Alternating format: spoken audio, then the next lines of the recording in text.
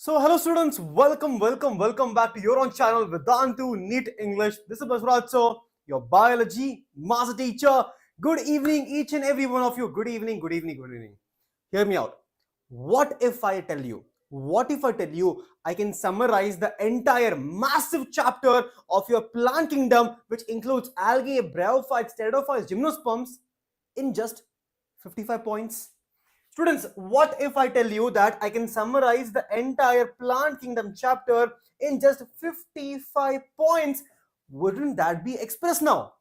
Truly so, if you can summarize the entire chapter in 55 points and massive revision, you do not have to go anywhere. This is Baswaraj sir, your biology master teacher, who will be teaching you the one-shot lecture on plant kingdom starting right now, students. Quickly let me know in the chat right now if I'm audible and visible to each and every one of you. Quickly let me know, students. And also some fire emoji, students, some fire emoji in the chat. Let us see that express. Let us see the express train going on. Quickly some fire emoji in the chat, students. Fire emoji in the chat. Now, students, can I ask all of you a very simple question? See, usually every single class of mine, I always ask a question. Always ask a question to all of you. Today's question is very simple, students. Can you think of a plant? Do you think plants are microscopic in nature? Anyone? Do you think plants are microscopic in nature? Quickly, anyone? Do you think plants are microscopic in nature? Now, students, while you answer that thing, let me check your attendance, if everyone is marking or not. Students, all of you quickly mark your attendance by smashing that like button. Take one, throw it at like button.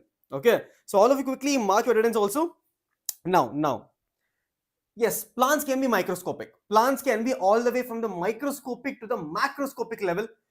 There are some plants in the world, you believe not, they are more than 115 meters tall. So what is this amazing world of plants, students? What is the amazing world of plants? This amazing world of plants tells you about the microscopic plants, the macroscopic plants, the plants which can tell you story. For example, a single moss can tell you the history about the ancient forest. A single algae can tell you the evolution of life on earth. A single plant can tell you a lot of stories, and that is your plant kingdom. And here your botanist Baswaraj sir welcome all of you to the amazing chapter of plant kingdom. Okay, students, so with that being said, students, can we start today's amazing class, one short lecture on this amazing journey of your plant kingdom? The first question which arises to all of you is that what is a plant? Are plants eukaryotic or prokaryotic? Quickly answer in the chat, students. Answer in the chat. Tell me, do you think plants are eukaryotic or are they prokaryotic? I've always told you, when you think about prokaryotic, you should always associate kingdom Monera. But right now we are talking about kingdom Plantae. So obviously it is going to be eukaryotic in nature. Yes or no? It is going to be eukaryotic in nature. For example, any living organism that is eukaryotic in nature, okay, it is said to be multicellular. Yes, most of the plants are multicellular. But are there some plants which are unicellular? Yes, there are. There are certain plants which are also unicellular in nature. Okay. Now, students, plants, right? Plants. Can they produce their own food, or do they have to go to supermarket and buy the food? Tell me, do you think plants can produce their own food? Yes, obviously, plants can produce their own food with the help of a process called as photosynthesis. All of you are aware of that? Plants take inorganic substances, water, minerals, sunlight, your carbon dioxide, and convert it to organic food. Yes, they can make their own food. And if you remember the five kingdom classification, it was given by some scientists. No, students, can anyone tell me? It starts from W. Can anyone tell me the five kingdom classification was given by R.H. Whitaker? This is your entire five kingdom classification: kingdom Monera, kingdom Protista, kingdom Fungi, and kingdom Plantae, which we'll be studying in today's class. Kingdom Plantae. Okay, so they are eukaryotic, multicellular. All plants belong to kingdom Plantae. Now, students, there is something special about kingdom plants, no? Like every single plant belong to kingdom Plantae, they have this very characteristic color. For example, if you go on the road right now, or if you look out of the window right now, you will see plants are green in color. Can anyone tell me which is the universal pigment present in all the green plants? Anyone? Which is that? Anyone can tell me quickly? That is your chlorophyll. Chlorophyll A. Chlorophyll A is the universal pigment which is present in every single plant. It could be algae, bryophytes, pteridophytes, gymnosperms, angiosperms. Every single plant will have the chlorophyll A. Chlorophyll A. Okay. Now, students, before we go to the algae, bryophytes, pteridophytes, we need to classify the plants. There should be some classification. Okay. Now, I want everyone to close your eyes. Let me take you back to the ancient times now. Ready? All of you close your eyes. Close you quickly. Close your eyes and let's transport ourselves, or let's do time travel and go to the ancient past now. For example, this is not me now. For example, I'm a Neanderthal man, or I'm a starting Homo sapien right now. Let's take a Bosphorus. Okay. So I am walking on the footpath. There's no footpath. I'm walking on the road, and I see one plant. I obviously I do not know anything about plant now. I will pick up the plant. I will eat it. Okay. Now, if I'm finding it tasty, it's filling my stomach, and I'm not feeling sick, I'm not falling sick, that is an edible plant. Simple. It is an edible plant. Now, for example, I want volunteer. I want one volunteer from the chat. Let's take Null. For example, Null is walking on the footpath with me only, on the road with me. He sees one plant. He's like, I'll also eat. I saw sir eating one plant. I'll also eat the plant. He or she eats the plant, but they fall sick. They fall completely sick, and their complete body becomes hot, and they are not able to survive very well. I will call such plant as poisonous plant. Okay. Now I need one more volunteer. Let's take Sneha. Okay, let's take Sneha. Sneha is also walking on the road with us.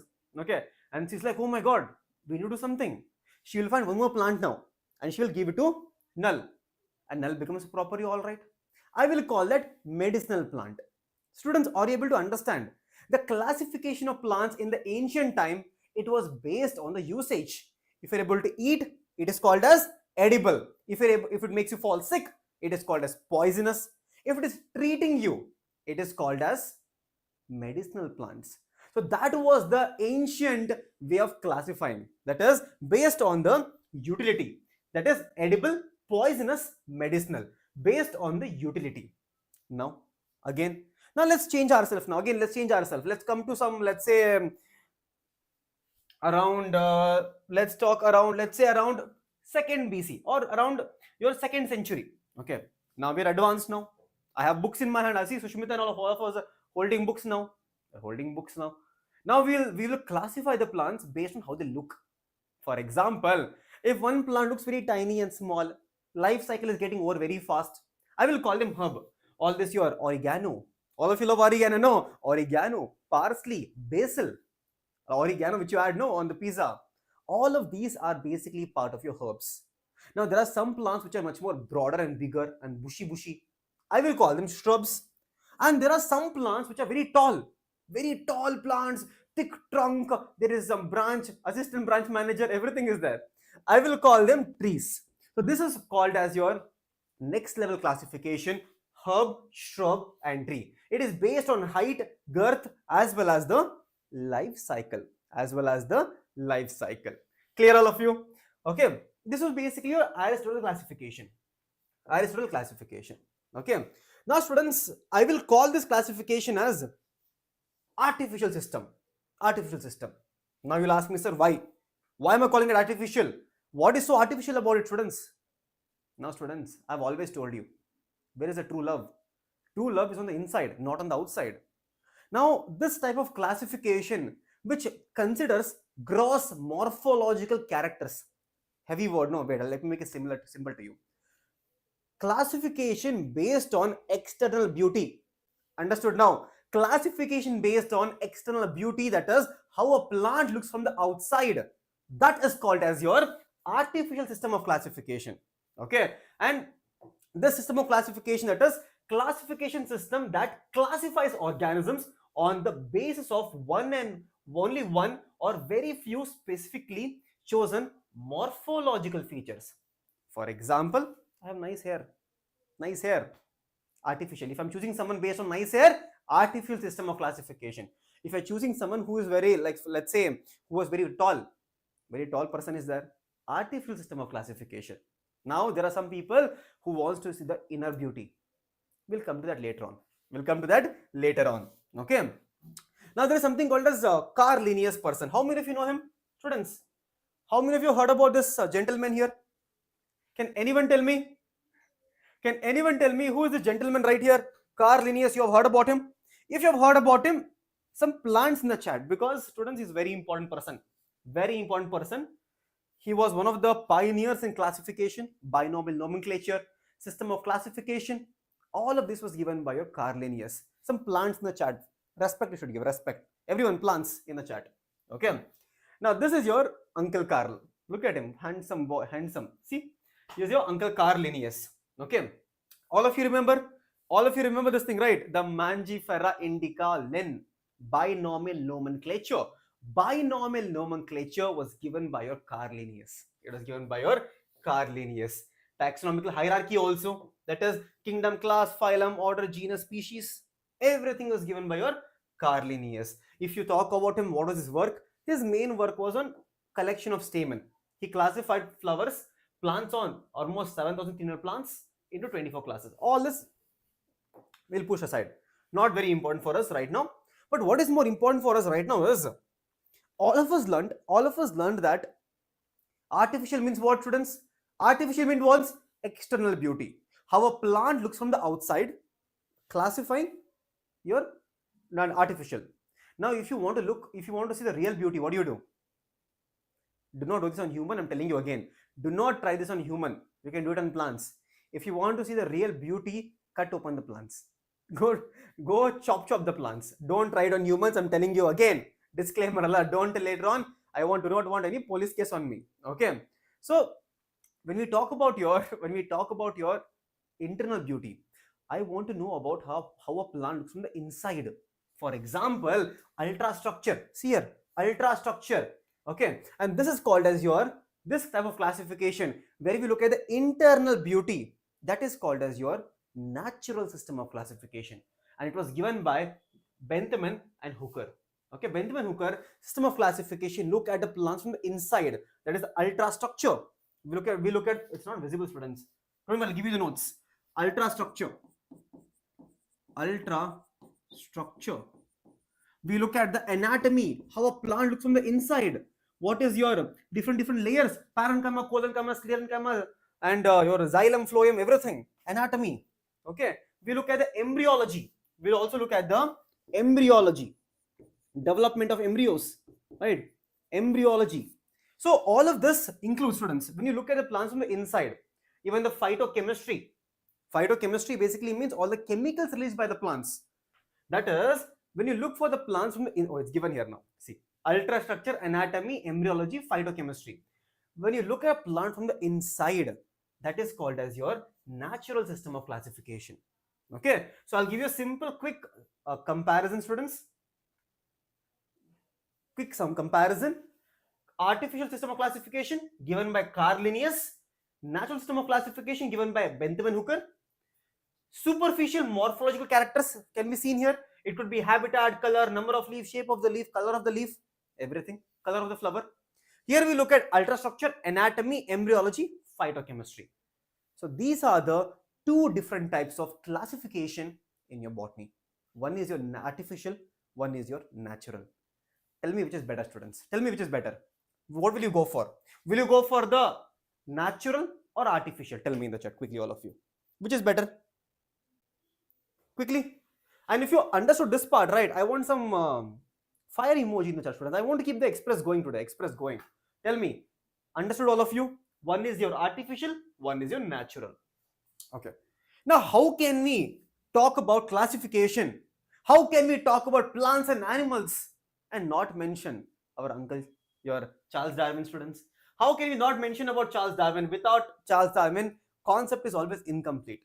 He was the ultimate boss that time, ultimate mega boss. Okay, Charles Darwin. So Charles Darwin was like, wait a minute, classification is all right. Your classification is all right, but where is the genetics? Where is the evolution here?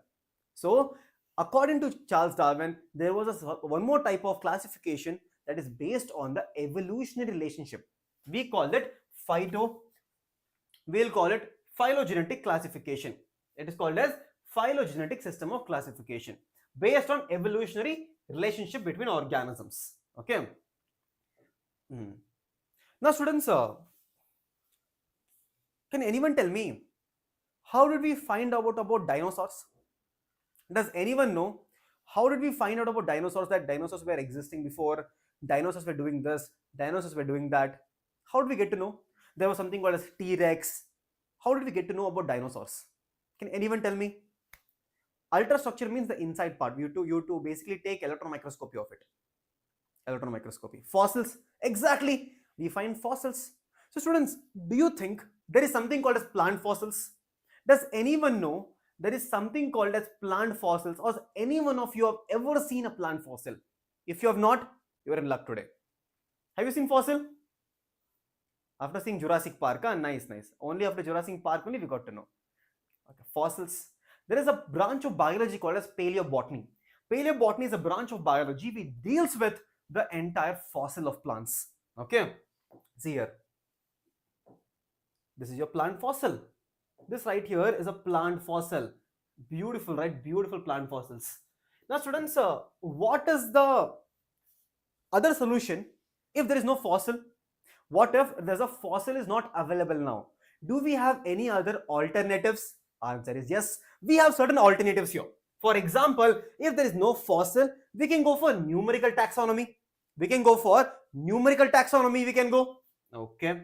That is, in numerical taxonomy, we take all the observable characters. For example, I have Swati, I have Taruna, I have all of you. In, for example, human, I have 2 hands, 2 eyes, 1 nose, hair on the head. Okay, these are called as observable characteristics. I will take all of these observable characteristics and I'll give them a number.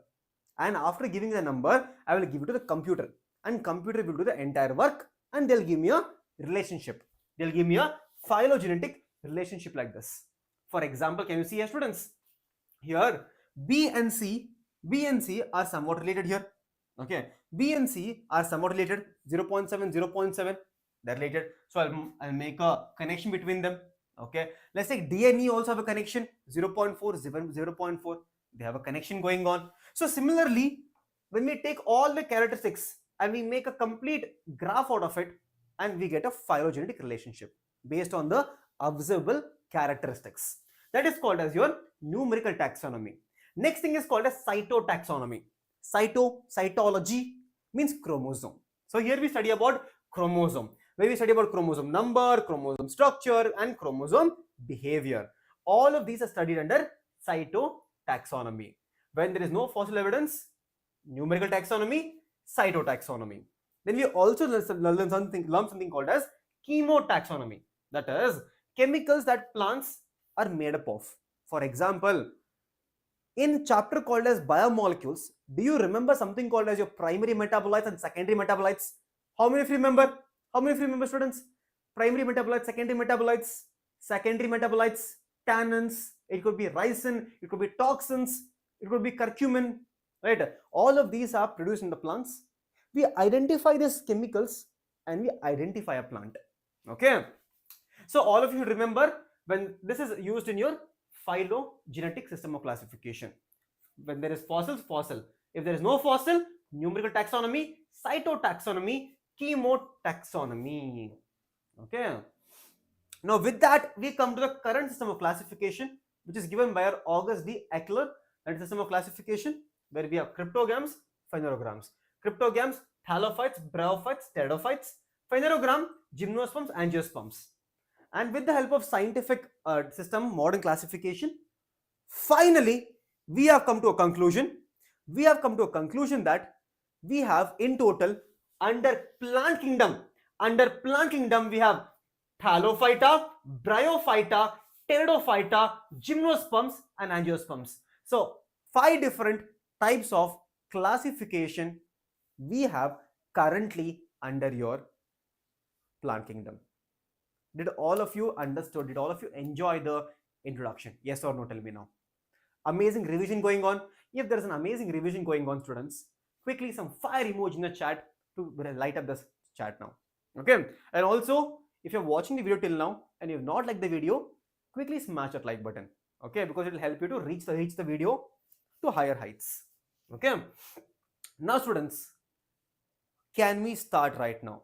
Can we start right now the first classification under plant kingdom, that is Thallophyta? Can we start now, students? Can we start? All of you. Can we start? Okay. Now, let me ask you a simple question, all of you. Let me ask you a simple question. On the right side, I have a typical plant. On the left side, I have algae belonging to Thallophyta. Do they look alike? Students, do they look alike? Can anyone tell me, do you think this simple plant right here and this algae right here, do you think they even look alike? Obviously not. If you look at this, a typical plant, it has a root, it has a stem, it has a leaf, it has a fruit, it has a flower. All of these are present here in a typical plant. But at the same time, if you look at the algae, there is no root, there is no shoot, there is no fruit, there is no flower. Then why? Why am I calling it a plant? The answer is very simple. That is the pigment. That is the chlorophyll A. And also, this particular organism right here, it can produce its own food. Okay. Now, you might be asking me a question in your head. Sir, in the classification, you wrote Thallophyta. Now you're talking about algae. Do you have that question in your mind right now, students? In classification, I told you about Thallophyta. Now I'm telling you algae. Nothing is matching, no? Let me clear that confusion. Students. Let me clear the confusion. Before that we go, you need to know that algae does not have any root, no true shoot, no true flower, no fruit, no seed, but still they are plants. OP. See, they are still plants. Okay. So, as I was telling you, what is the meaning of Thallophyta? What is the meaning of Thallophyta? Understand. Okay. Basically, thallophytes are the organisms. Which does not have no root, shoot, leaf, and they have a body. The entire structure is called as thallus. The entire structure of your algae is called as your thallus structure. Okay, thallus. He called his group as Thallophyta. So initially, we had a group called as Thallophyta. And in this group, students, we had your fungi, algae, lichens. All three different types of organisms were initially under Thallophyta itself. But later on, as we got to know that this is an imposter. Why? Why do you think this is an imposter here, students? Why do you think this is an imposter here? Why can't we add fungi into plant kingdom? Because fungi is saprophytic mode of nutrition. A fungi cannot produce its own food, so it is going to be separate kingdom itself. Then we had your lichens. Lichens also has a fungal part removed from here. So since fungi and lichen both were completely removed from here, the sole contender of Thallophyta, the sole member of Thallophyta became the algae. Okay, so still we talk about your Thallophyta when we talk about algae, but remember, Thallophyta means algae right now. So with that, students, can we start algae now? Beautiful algae. Can we start? Algae now, students? Algae. Beautiful, amazingly diverse algae. Red algae, golden algae, brown algae, red algae, all of them. Okay, can we start now? Yes, all of you. So tell me, students, when you think of algae, what comes to your mind? Close your eyes and tell me. When you think about algae, what comes to your mind? Like, for example, is it a green slimy thing? Tell me, honestly tell me. When you think about algae, what is that first thought in your head? Some green, slimy thing growing on the water? Yes, that is technically correct. But there is more to it, because algae can be microscopic as well as macroscopic. Algae can be tiny, so tiny that you can't even see with your naked eyes, or it can be more than 100 meters tall. Yes, algae can be 100 meters tall. That is more than around 9-story building, like almost very, very tall building, like around 10 floors. Imagine 10 floors. That long algae can be. Yes, it can be. Okay. So it is eukaryotic, obviously, no. it has cell wall, it is a plant, all of you know. It can be unicellular or multicellular. It can be colonial or filament. I'll get to that. Example I'll tell you later on. Colonial, that is your, it'll come, don't worry. I'll show you the diagram and tell you, volvox and all. Okay, photosynthetic, predominantly aquatic, and they're thalloid. What is the meaning of thalloid? That is, they lack true plant body with root, stem and leaf. There is no proper root and stem and leaf. They're thalloid in nature. Okay, now the question to all of you, every single one of you should tell me now, every single one of you, how do you think algae are classified? How do you think algae are actually classified? Do you classify algae based on their size and shape? Can you classify algae based on their reproduction? Can you classify algae based on how they behave, or they find in freshwater, marine water? Can you classify algae based on flagella, storage, or can you classify the algae based on pigment? It is a question to all of you. So first thing I'll tell you, for example, some of you will tell me, sir, based on the size, you told me some algae are microscopic, some algae are microscopic. True. But can we classify them based on their shape and size? No, not possible. Absolutely not possible, because there is a wide variety of them.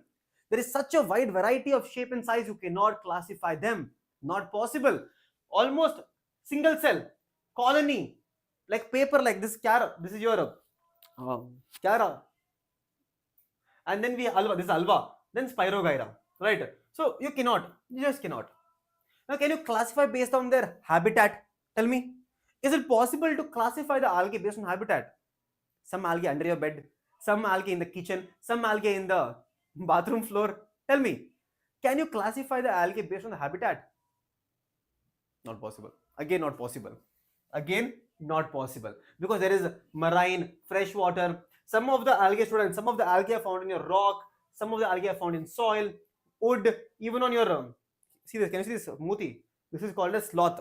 Very slow, apparently. Okay, very slow it is. More slow than you. Okay, do not like the video only. So sloth bear, they can all be present in symbiotic in nature.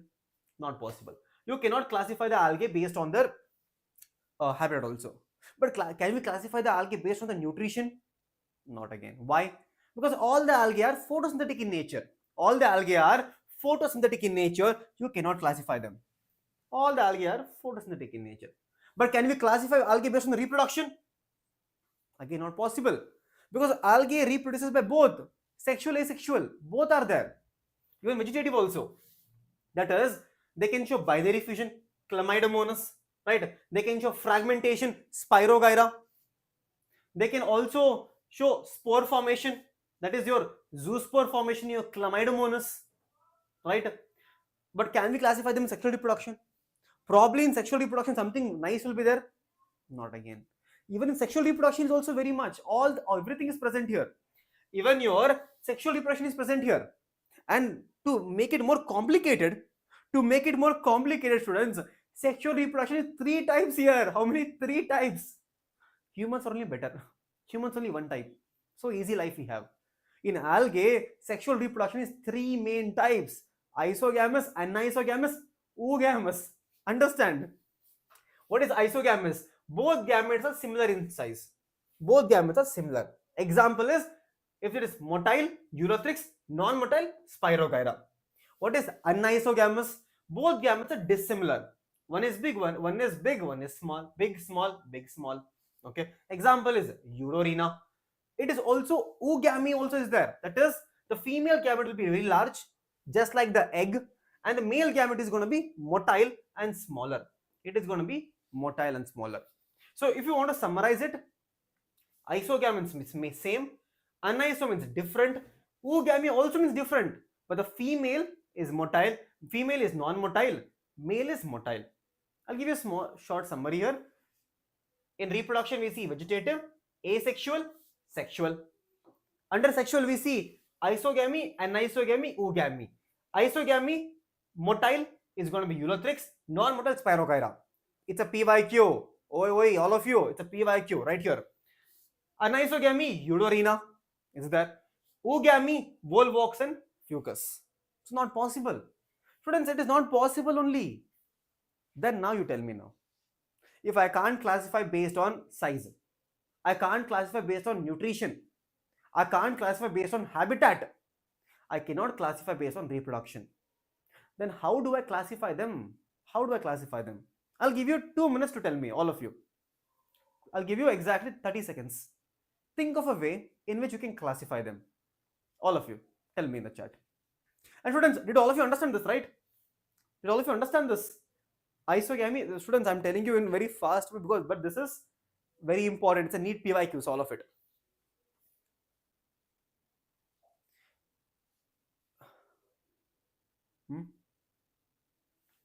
Tell me quickly.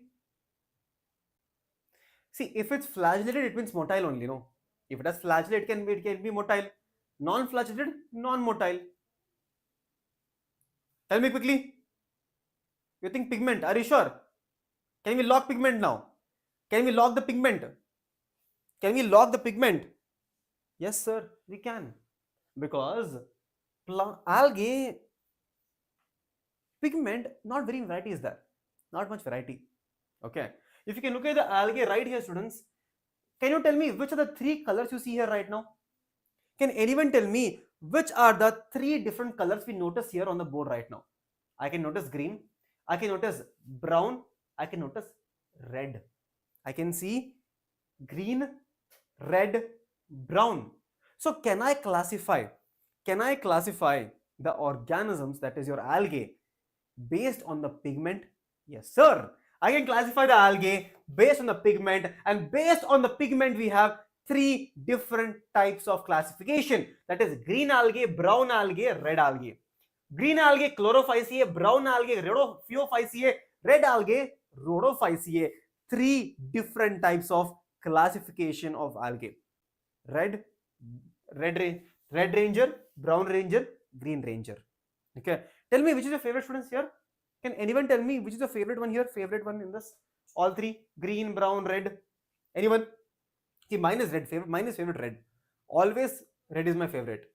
Okay, it's almost the ancient one, right? Ancient one. So we have rhodophyceae, phaeophyceae, chlorophyceae. Now this main basis of classification is the pigments present in this algae. Okay. Now before we go to the pigment, students, I want you to tell me how many of you apply moisturizer in winter? Tell me. How many of you apply moisturizer in winter or sunscreen in sun? Tell me. How many of you apply moisturizer? Raise your hands quickly. Now, do you think you're the only one? You're not the one. Even the plants, even your algae also applies moisturizer. What is this moisturizer in algae now? Understand. In marine conditions, there is something called as tides. High tide, low tide. There is something called as high tide and low tide in marine condition. Whenever there is low tide, the algae gets exposed to sunlight. And whenever algae gets exposed to sunlight, it is very dangerous for algae. So what does it do? Algae will apply a moisturizer. See this. This is the algae. Can you see? This is your entire, let's say, an algal cell. Here we have cell wall. Inside we have plasma membrane.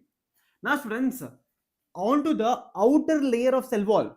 This is a cell wall, right? This is a cell wall. Outer layer of cell wall, there is something called as hydrocolloidal substance. This hydrocolloidal substance right here, will help in holding the water. Now, you can party all night. It can aram se chill now. It can. So this is called as hydrocolloidal substance. These hydrocolloidal substance will help in holding the water, and it is present on the outer layer of cell wall. Now it is different again. In green algae, we have cellulose, plus outer we have pectin. Brown algae, we have cellulose plus algin, on the outside algin. While red algae, we have cellulose plus carrageen plus polysulfide esters plus pectin. So all of you should remember this at all cost. Now I'll give you exactly 10 seconds. And then I'll ask you a question. Ready, all of you? Ready? Your time starts now. I'll give you exactly, let's say, 10 seconds. Time starts now. You have to remember this. These 3 things. Then I'll ask you a question quickly. Okay, let's take 5 more seconds for you. 5 more seconds I'll give you. I'll give you 5 more seconds. Done. Done. Time up. Now tell me, students, what is the hydrocolloidal substance, or what is the cell wall made up of in the case of FeO5Ca? Go. In the case of FeO5Ca, what is the cell wall made up of in the case of FeO5Ca? Time starts now. Go. Tell me. FeO5Ca. We have cellulose plus algin. And FeO5Ca is called as your brown algae. Okay, brown algae. That is your FeO5Ca. Okay, that is cellulose plus algin. Okay, one more question. Tell me, what is the cell wall made up of in the case of rhodophyceae? Quickly in the chat, all of you. In the case of rhodophyceae, quickly. Rhodophyceae. In rhodophyceae means red algae, and in red algae we have cellulose plus polysulfide esters plus carrageen plus pectin in your red algae. That is your cellulose. Okay. Now cell wall, that is your entire cell wall structure. Okay. Now let's go to the next thing. That is basically your flagella. Now there is one algae which does not have any flagella. Can you tell me in the chat right now which algae does not have a flagella? Before that, I'll teach you the rest now. Okay, before that, I'll teach you the rest. For example, if there is a flagella, it will help in motility. A flagella helps in motility. For example, in the case of your green algae, we have equal apical 2 to 8. Now, what is the meaning of apical? Understand. This is the apex. From apex, when algae comes, like an antenna. You have seen aliens, no? In aliens have this antenna, right? That is called as your apical. So in the case of green algae, it is equal apical. Okay, 2 to 8. In the case of brown algae, it is going to be pyriform shape, first of all, the gamete, and here the flagella is going to be 2 unequal and lateral. You see, one big arm, one small arm like this. That is called as your unequal and lateral. Now, what about in the case of red algae? In the case of red algae, you do not find any flagella at all. Their gametes are completely non-motile there. Non-motile, it means they cannot move there. Okay, non-motile. Clear, all of you? Clear? Yes. That is going to be your apical in the case of your green algae, lateral in the case of your brown algae, as well as red algae does not have any flagella.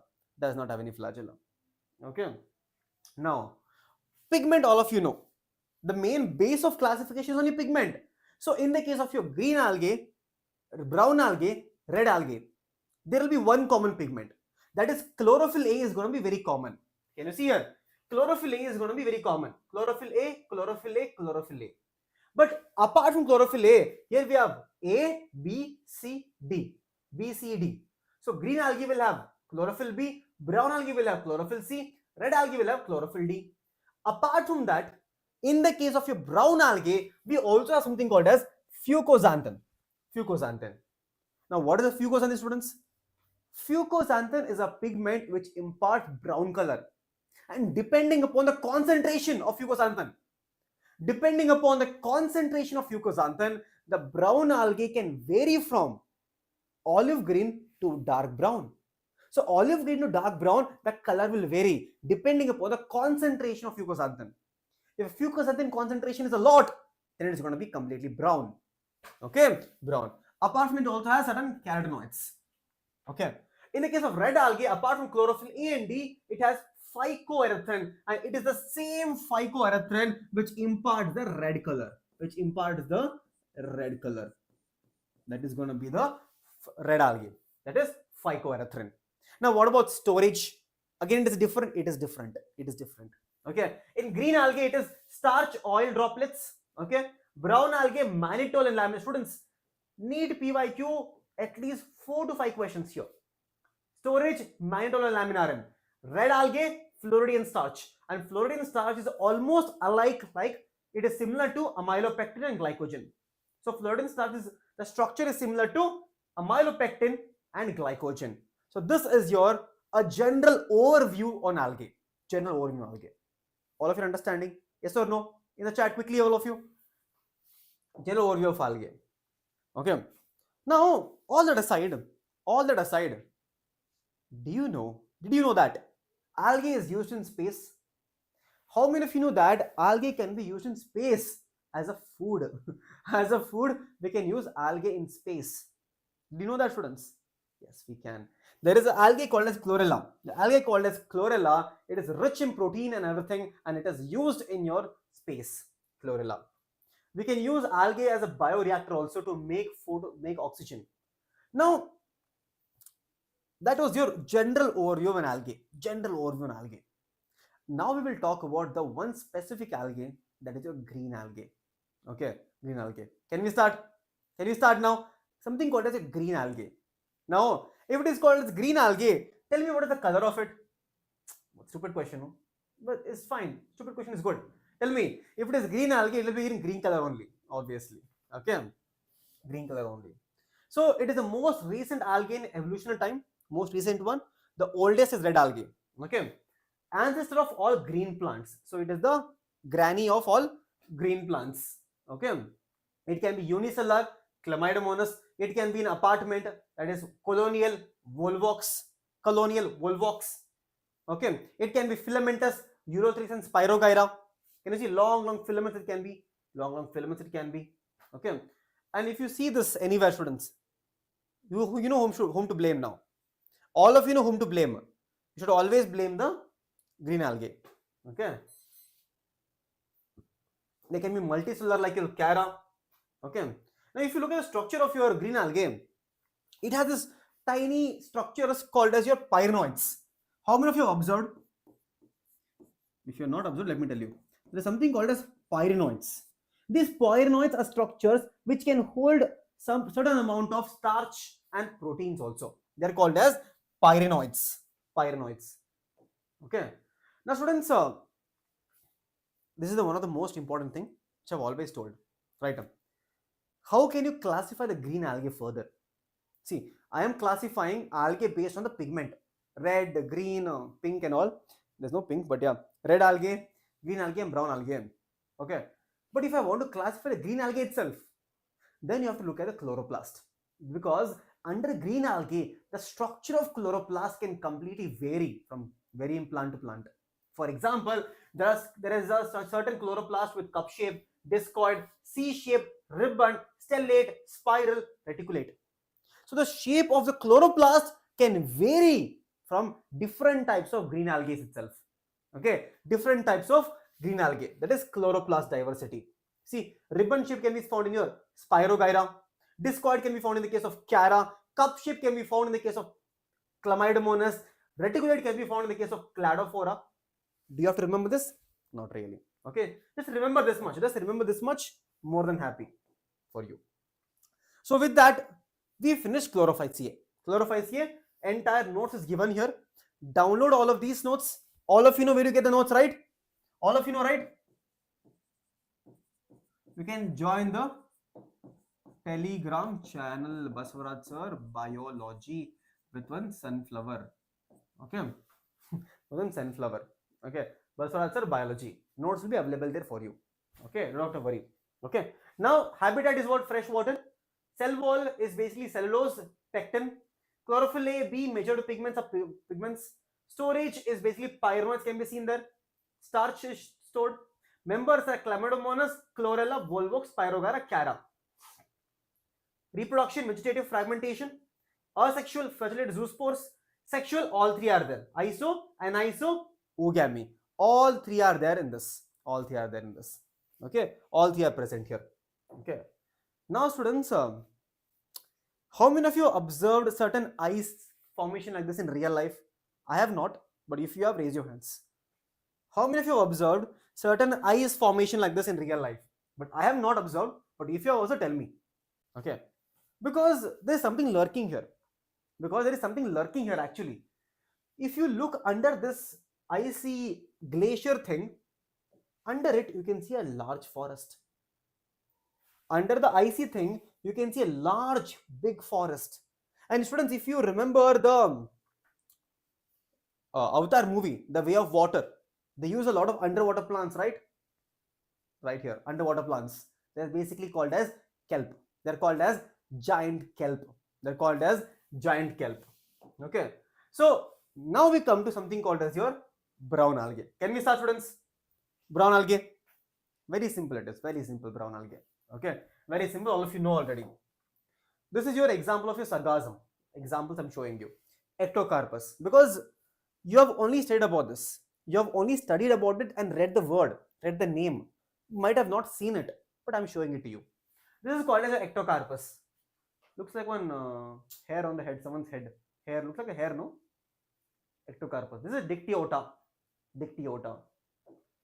This is called as sargassum, which we saw before. Sargassum. Students, how many of you from Tamil Nadu? Raise your hands. How many of you from Tamil Nadu? Raise your quickly. Raise your hands. Tamil Nadu. If you in Tamil Nadu, there is a place called Rameshwaram. How many of you visit Rameshwaram? How many of you know a place called as Rameshwaram? If you go to Rameshwaram, right? If you go to any beach of Rameshwaram, right? You can see sargassum everywhere on the beach. Everywhere on the beach you can see sargassum. Everywhere you can see sargassum on the beach. Next time if you go, collect and come. Okay, bring some home and keep it in your house. Okay, this is fucus. Okay, so what do we learn here? They're found in mostly marine habitats. Marine habitats, right? Cell wall is cellulose and alginic acid. All of you I already told you. Pigment, main pigment, as I told you, fucoxanthin. Storage is carbohydrates, magnetolaminarin, very important. Members ectocarpus, laminarin, fucus, sargassum, dictyota. You have to remember it. You have to remember it. Okay. And reproduction is vegetative by fragmentation. Asexual.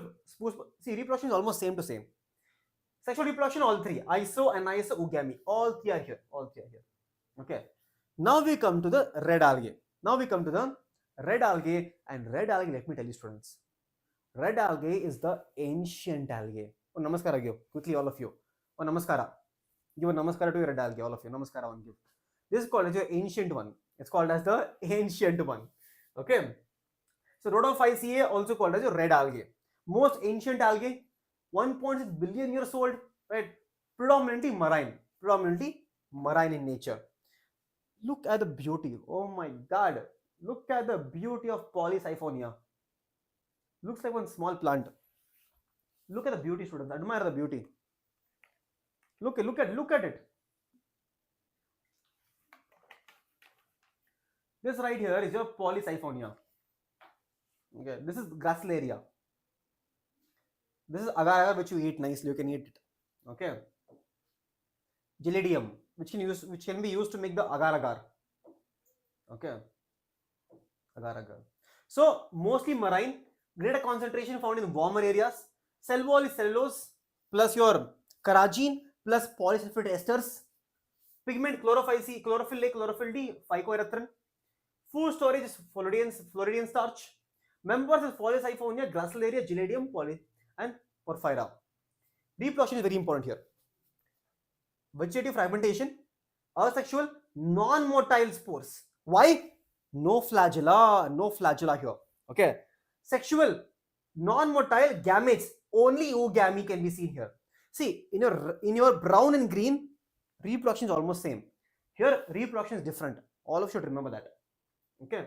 So with that, we come to the end of your one chapter, one small portion of your entire plant kingdom chapter, one small portion called as algae. Now I'll give you exactly 30 seconds time to remember this table behind me. After you're done with that, just say done, sir, and I'll ask you a few questions on the board. Okay. So your time starts now. I'll put the timer also. Now I've learned how to put the timer, I've used it.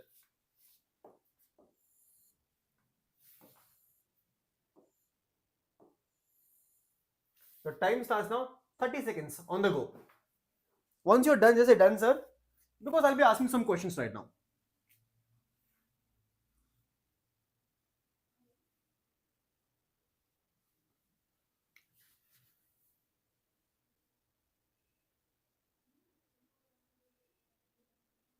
Thirty seconds, that's all. 30 seconds I'll give you. 30 seconds.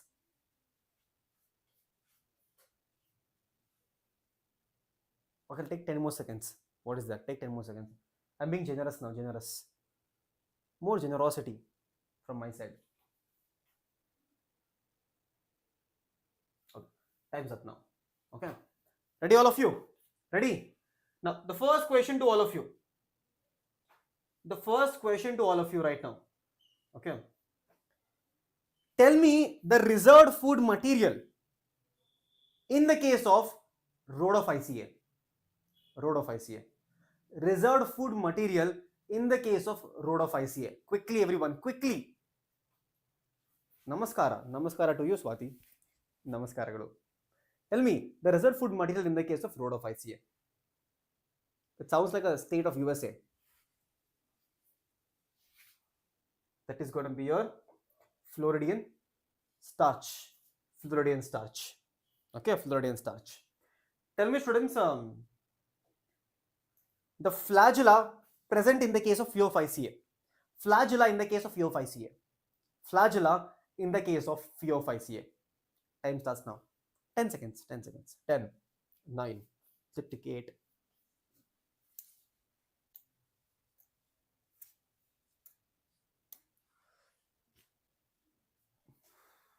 Time's up.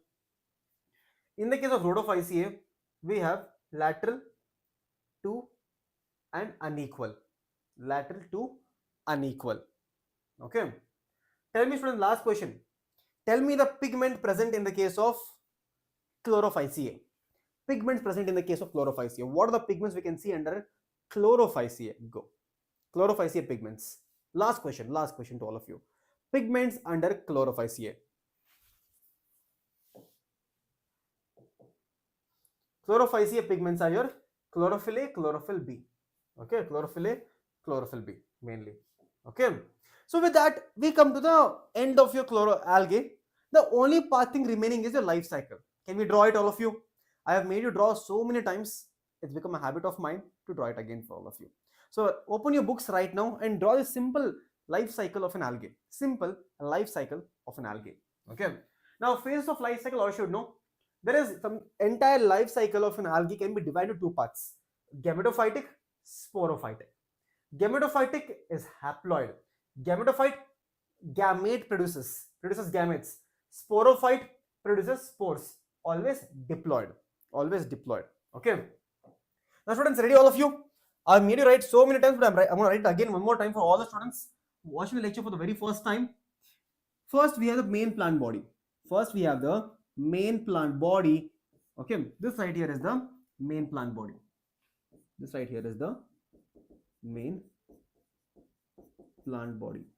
The main plant body right here is said to be gametophyte.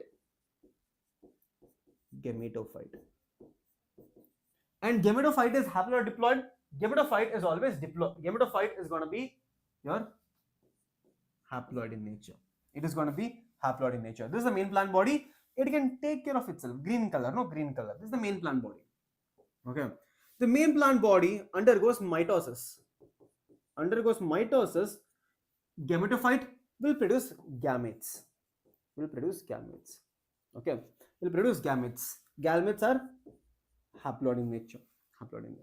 Multiple gametes are here. All the gametes undergo something. Oh, no space. Oh. All the gametes undergo fertilization. When the gametes undergo fertilization, okay, they'll produce something called as a zygote. Like this. Okay, and this zygote is 2N. See, fertilization NN 2N. Okay, now this zygote undergoes mitosis to produce the sporophyte.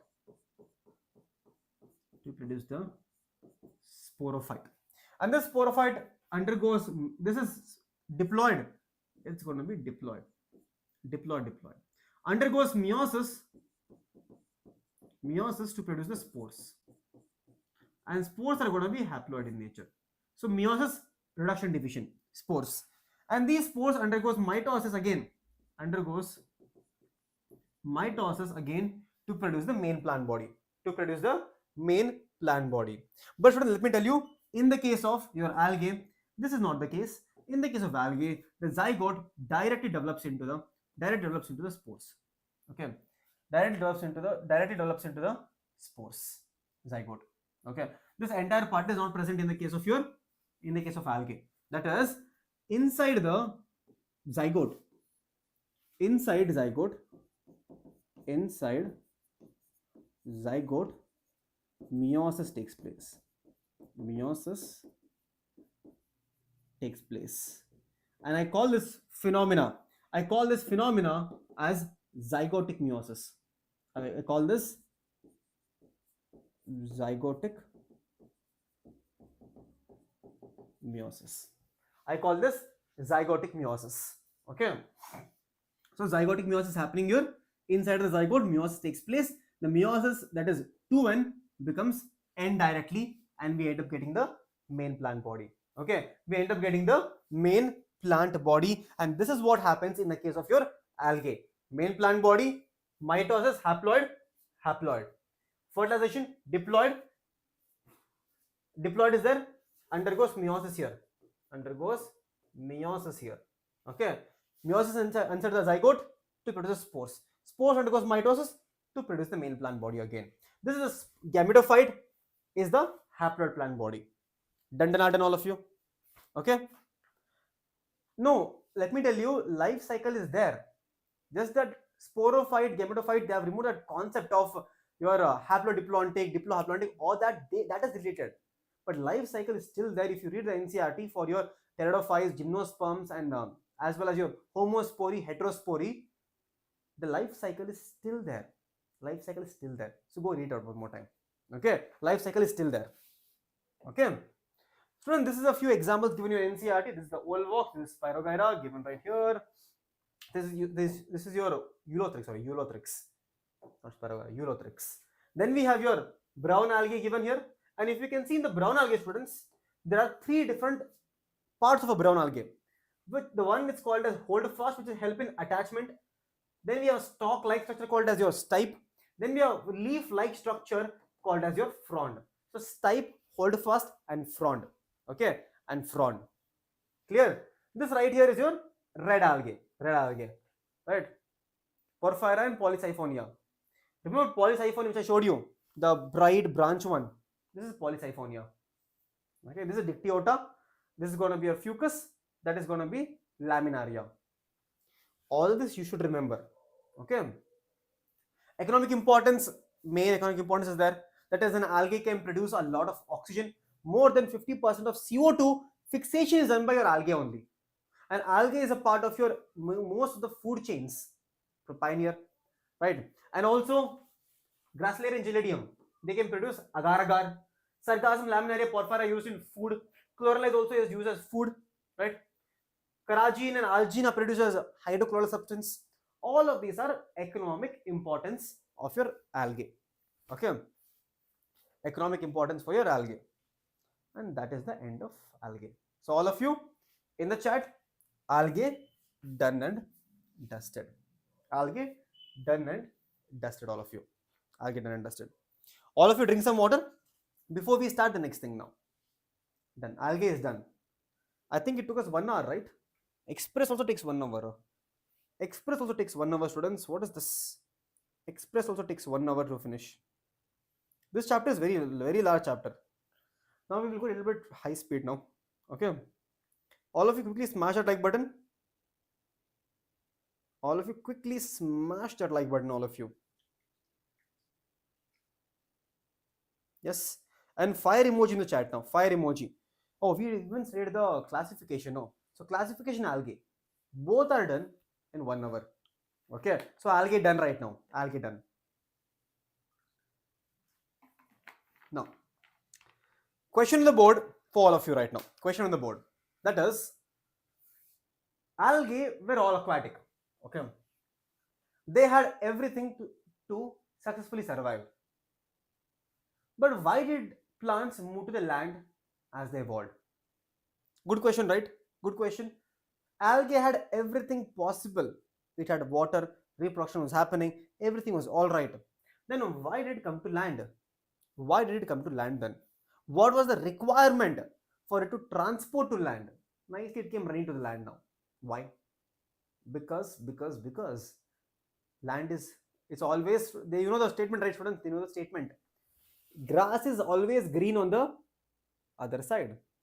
You have heard this statement, right? Grass is always green on the other side.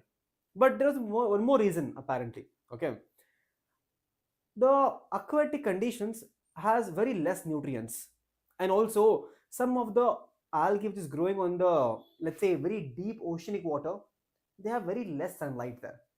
So lack of nutrients and sunlight, they came to the land finally.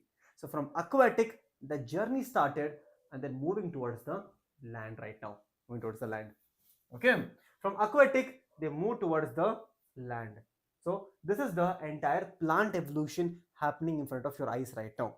So algae to bryophytes. Algae to bryophytes. But students, when they came or when they reached Earth, when they came onto the land, land was not very welcoming. The land was destructive. Not something like this is a dramatic, I've showed you dramatic effect, but land was not very welcoming. There was too much of sunlight, too much of what do I say, obstacles for them. So what do? Do they give up? No. So your bryophytes, from algae, when they became to bryophytes, they had to undergo certain changes. They had to undergo certain changes. That is, the plant got smarter and started to adapt. That is, plant became all of you. That is, they developed cuticle. They developed cuticle to survive on the land. Thick waxy coating, cuticle, right? They also developed jacketed sex organs. They started protecting the sex organs now. All the sex organs has a separate layer around them right now. Before in water, they didn't care. But in the land, all the sex organs became jacketed right now. Jacketed. And that gave birth to the development of bryophyte. So from algae, now we come to the bryophytes right now. Bryophytes. And this right here is a simple example of a moss right here. Simple example of a moss. Okay. Now, what is the meaning of bryophyte? First of all, students, they are the first land plants, the first plants on the land. They're also called as your amphibians of plant kingdom because they need water for reproduction. And what is the meaning of your bryophyte? Bryo means moss, phyta means plant. It is a moss-like plant. It is a moss-like plant. Okay, moss-like plant. No, pteridophytes were the first vascular plants. Pteridophytes were the first vascular plants, while your bryophytes were the first land plants. Okay, bryophytes were the first land plants, pteridophytes vascular plants. Okay, so what is the habitat? Very shady there. Okay, very shady there. They stay in moist, shady areas, students. Okay, now this one we will skip this statement. Okay, now question to all of you. This question: do you think this tiny bryophyte will have a structure similar to typical plant? Do you think this typical plant right here, it has a stem, it has a fruit, it has a root, it has a flower? Do you think all of these features can you observe in your bryophyte? Students, do you observe any of these features in the case of your bryophytes? Or bryophyte is very unique, it doesn't have them. It doesn't have them, students, it doesn't have them. Bryophytes doesn't even look like this. A bryophyte doesn't even look like this. Now I'll ask you one simple question to all of you. All of you close your eyes. All of you watching the lecture, if you're watching a record also, close your eyes right now and try to visualize a bryophyte. And tell me, and open your eyes right now and tell me what came to your mind. Which bryophyte came to your mind? Tell me in the chat right now. I'm looking at the chat. I'll give you exactly 10 seconds to type. I'm looking at the chat right now.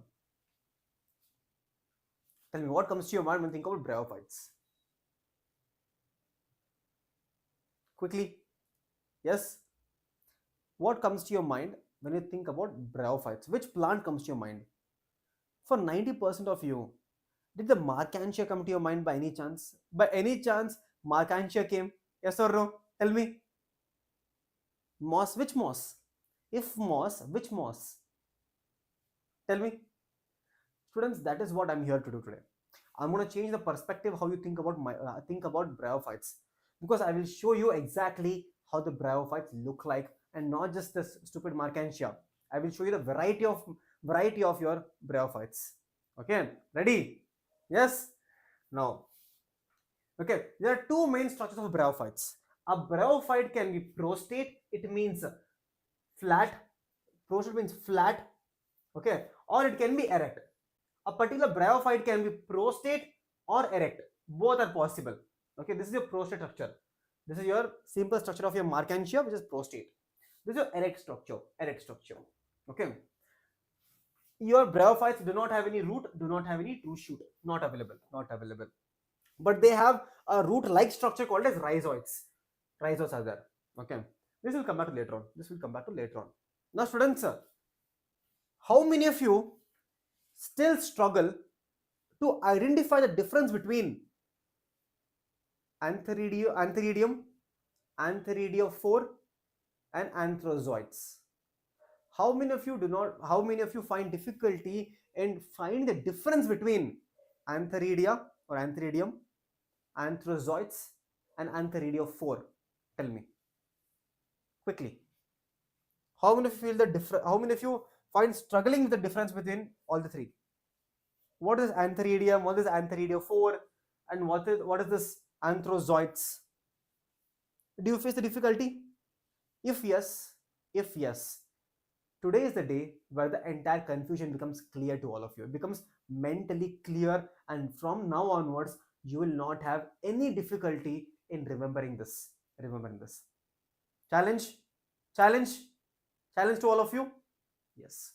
Now understand. Very simple. It is very simple. The first thing I'll teach you is that is the sex organ. Like how in the case of your humans, we have the penis, or we have the vulva, right, or the entire female reproductive system or male reproductive system. Here also we have an organ. Sex organ is called as your antheridia, and female is called as archegonia.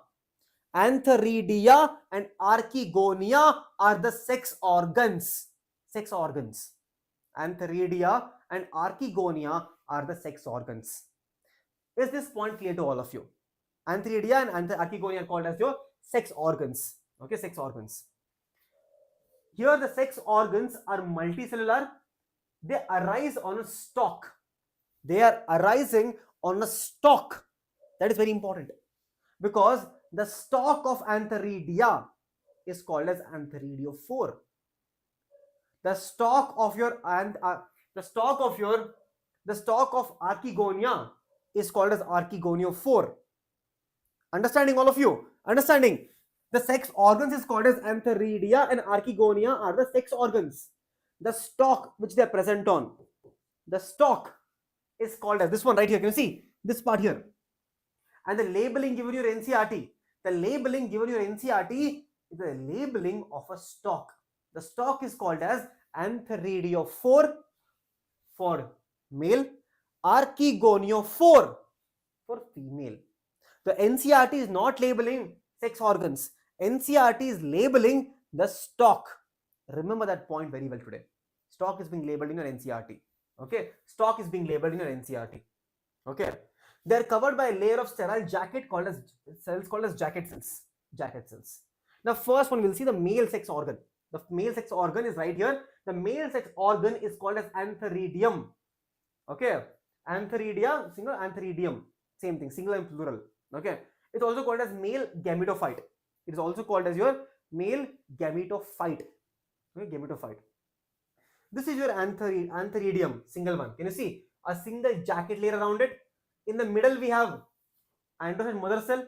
The stalk here present, stalk, long stalk. The stalk is called as antheridiophore. 4 is the stalk here. Okay, 4. Now antheridiophore, the mother cells on the inside will undergo mitosis to produce the anthrozoids. So anthrozoids are basically the gametes. They are the gametes here. So antheridia is the organ, antheridiophore is the stalk, and anthrozoids are the gametes. They are the gametes. I hope those 3 different classifications very clear to all of you. Antheridia, antheridiophore, anthrozoids. Okay. Here we get bifurcated anthrozoids. Similarly, archegonium. It has a stalk. Stalk is called as archegoniophore. Archegoniophore is the stalk. Okay, is the stalk. And here, can you see here? This is the stalk. Antheridium, antheridiophore. Archegonium, archegoniophore is the stalk. Okay, and in the case of your let's say bryophytes, the main mode of reproduction, the main medium of reproduction is water. That is why they are called as amphibians of plant kingdom. Okay, because if for example male is here and the female is here, the male will release all the gametes into the water. That is the biflagellated anthrozoids. All the biflagellated anthrozoids will swim in water and then they will reach here. That is the transfer of gametes through water. Transfer of gametes through the water, it is happening here. Now if you look at the structure here, that is the structure of your bryophyte, it has two main parts. A structure of bryophyte has two main parts. You can clearly see the green part. The green part of your bryophyte is called as your gametophytic stage. And you can, from the gametophyte on the top, you will have something is coming out. That is called as your sporophytic stage. Understand here. I'll show you the diagram, actual diagram. Can all of you see this? This is the entire green part. The green part is called as your gametophyte. Now can you see small purple kind of thing on the top? That is called as your sporophyte on the top. Okay. So gametophyte and the sporophyte. Sporophyte is always diploid. Gametophyte is haploid. Diploid sporophyte. Okay. Can you see here also? Can all of you see this? This is a bryophyte. This is a funaria actually. It's a bryophyte. It's a moss. This right here is your gametophyte. Top one is called as your sporophyte. Gametophyte, sporophyte. I believe all of you are able to visualize and learn botany today. Not just mugging up what is given in NCERT. Okay, no mugging up. Okay. This is your gametophyte, sporophyte. Okay. Now classification. There are three main classification: mosses, liverworts, hornworts. Hornworts is not given your syllabus, so we will focus on mosses and liverworts more. Okay, we will focus them on more. This is a typical example of your mosses. Can you see here? You can see the gametophyte, sporophyte easily. This is an example of liverwort. Can you see this is a gemma? Okay, can you see the Markantia everywhere? This is the Markantia everywhere. This is the Jamaica in Markantia. Jamaica. This is your liverwort. Liverwort looks like this, something like this. Can you see? It is coming out of the stalk. Can you see the stalk here? You can see the stalk. This is the entire thallus. Liverworts. All of this is the liverworts example. Okay. Don't just remember the Markantia, remember this diagrams. Liverwort. Okay. Now, what is so special about liverwort? Okay, what is the properties of liverwort? Thallus is undifferentiated, all of you know. It is thalloid in nature. Thallus is dorsiventrally and dichotomously branched. It is dorsiventrally and dichotomously branched. Okay. The thallus is dorsiventral and closely appraised to the substratum. For example, this is the soil. For example, this is the soil right here. This is the soil. This is the soil right here. Okay. Your entire liverworts will be present in two rows. Leaf-like structure. It is not leaf. Okay, it's leaf-like structure. Can you see? They are closely appressed to the soil. It means they are very close to the soil. Can you see? They are very close to the soil. That is the meaning of closely appressed to the substratum. The leafy members have tiny leaf-like appendages in two rows. Can you see? Two rows of stem-like structure. Here, very important line is going to be the rhizoids are said to be unicellular. Very important line. So, in the case of liverworts, unicellular. In the case of mosses, multicellular. In the case of mosses, it is multicellular. Students, download these notes, make a short notes, you'll kill it. Okay. Thallus is undifferentiated, all of you know. Right, so unicellular. Reproduction, vegetative fragmentation, asexual Jamaica formation. Sexual is oogamy here. Oogamy. Okay. See, these are Jamaicaps. In the Markantia also you see them. Jamaicaps. Jamaicaps have green multicellular asexual buds. The green multicellular asexual buds. Inside a Jamaicup, there will be Jamaic bud.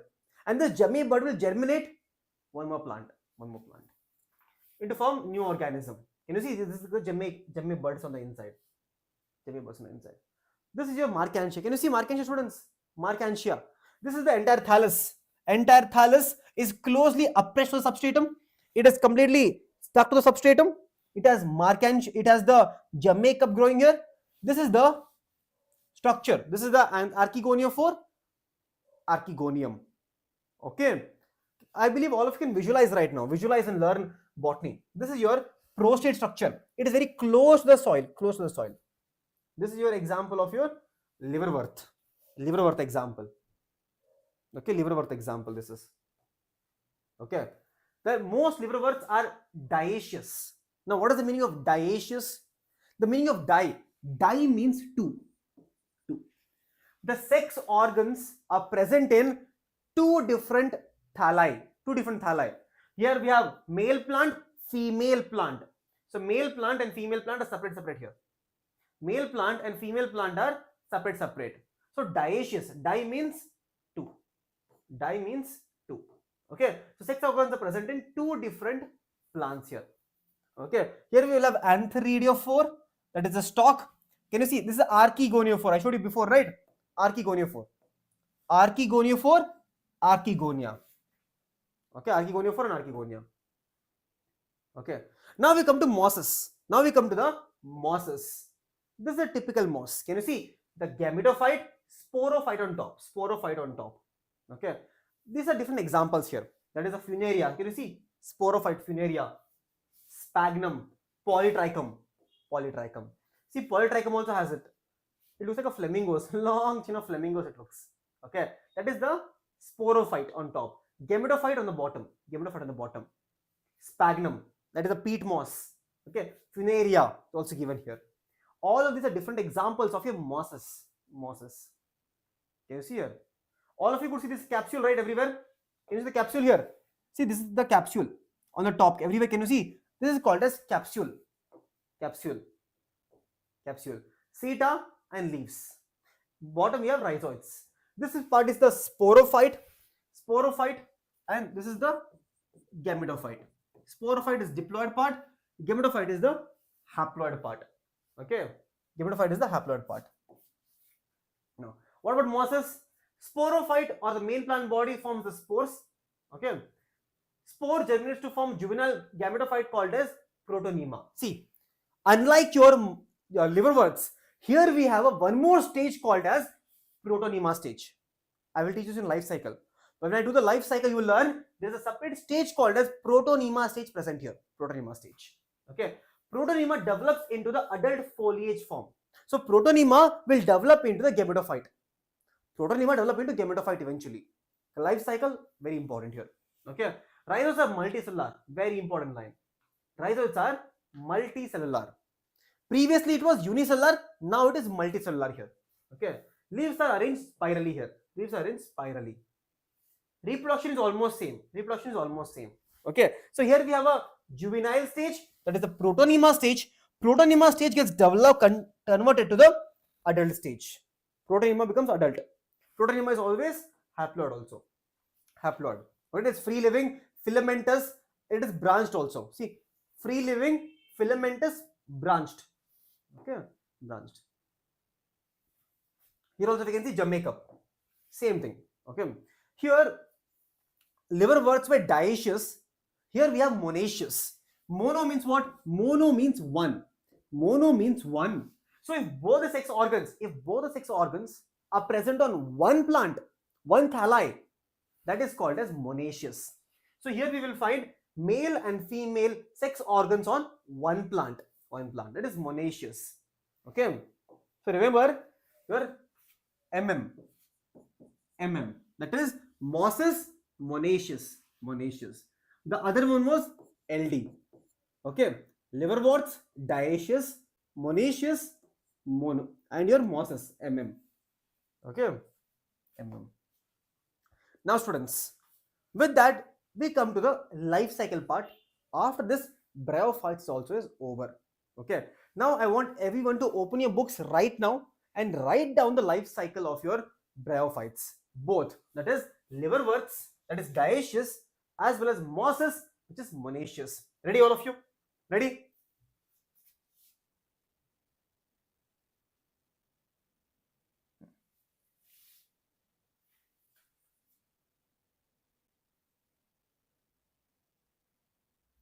Can we start? life cycle of your liverwort. Okay.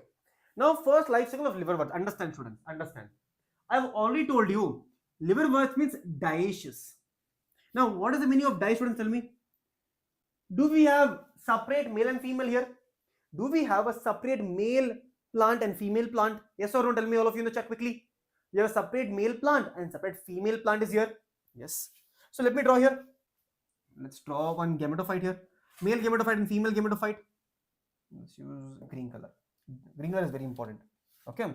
So here let's draw one gametophyte.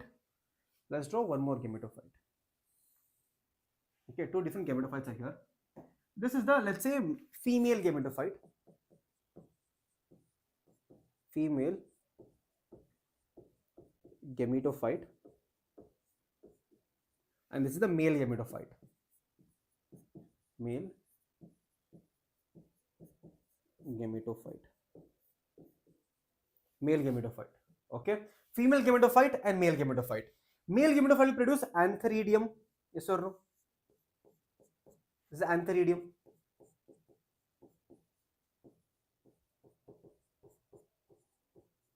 You have antheridium here. Here we have archegonium. Here we'll have a flask shaped structure called as archegonium. Archegonium. Your antheridium right here will produce some type of spores called as anthrozoids. Biflagellated anthrozoids. Produce biflagellated anthrozoids. Now these biflagellated anthrozoids will swim in water. They will swim in water and they will reach on top. These biflagellated anthrozoids will swim in water and they will reach here. Here we have central egg cell. Central egg cell. And then there is a fertilization here. Then there is fertilization here. Fertilization. There is fertilization. Fertilization is happening here. With the help of fertilization, when fertilization takes place on the female gametophyte, this is the female gametophyte, we have the archegonium here. Within the archegonium, we have the zygote here. We have this zygote. Okay. Students, this is the male gametophyte right here, right? Male gametophyte is always haploid. It is always haploid in nature. Male gametophyte is always haploid in nature. Okay, haploid in nature. Gametes are also haploid. Gametes are produced as a result of mitosis. Okay. Fertilization, zygote. Can anyone tell me what is the ploidy of zygote right here? Ploidy of zygote. Zygote is haploid, diploid. Tell me. Quickly tell me in the chat. It is haploid, diploid. Quickly in the chat. Fertilization. So it's going to be diploid. It's going to be diploid. Now this particular zygote undergoes right now mitosis. Undergoes mitosis to produce the sporophyte. Okay, to produce the sporophyte.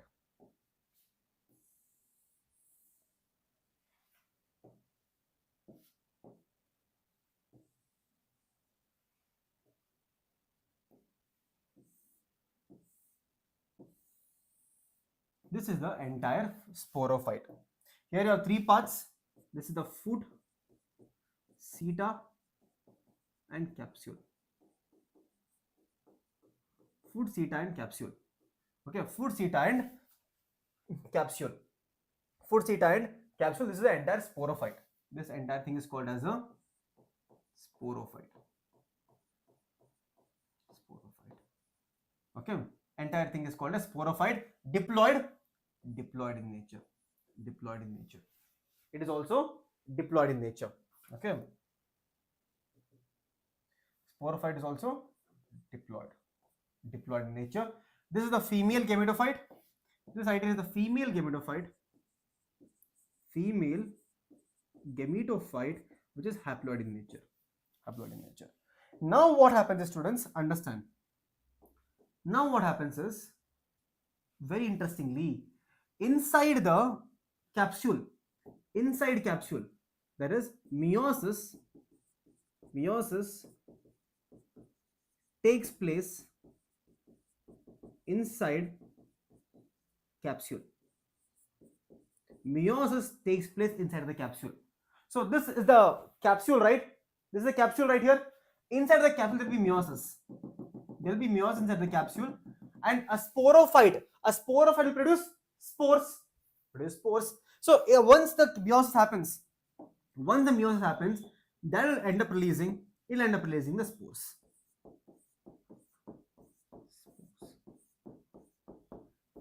They get spores, lot of spores.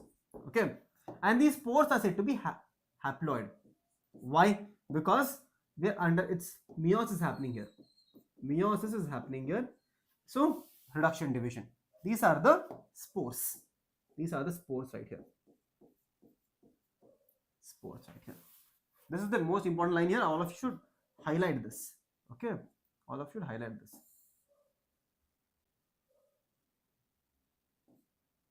Okay. Now we have the spores. Now these spores will undergo mitosis and end up producing. These spores will undergo mitosis and develop into the main plant body. So haploid to haploid. That is the entire life cycle. That is the entire life cycle of a liverwort. Dioecious, two different gametophyte, female gametophyte, male gametophyte.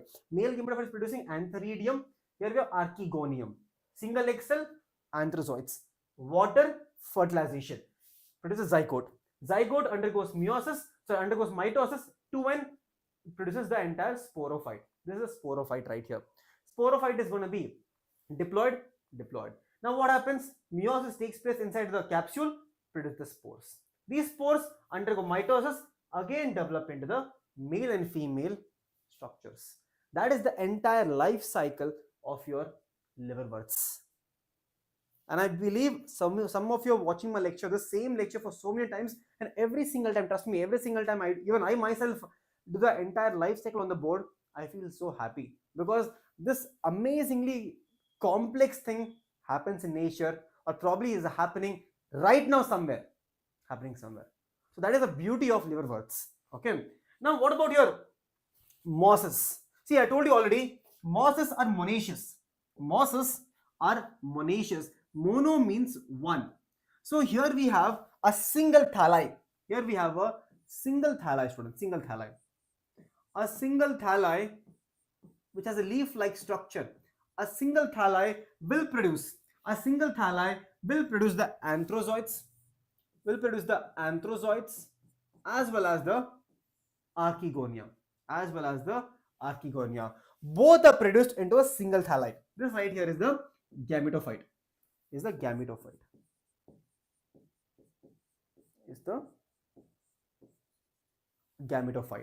Gametophyte is haploid in nature. Gametophyte is always haploid in nature. Haploid, multicellular. Here you can also see some rhizoids. We can certain rhizoids here. We can see rhizoids here. Okay. Now what happens, students? There will be formation of gametes. Yes or no? There will be formation of gametes here. For example, from here we have biflagellated anthrozoids. Biflagellated anthrozoids are released from here. Here we have single egg cell. Okay. Here we have a single egg cell here. Okay. We have a single egg cell here. Now all of this anthrozoids and the egg cell in water, they will travel and then they'll reach here. Okay. Now tell me what will happen now? Fertilization will happen. Yes or no? Fertilization takes place right now. Fertilization.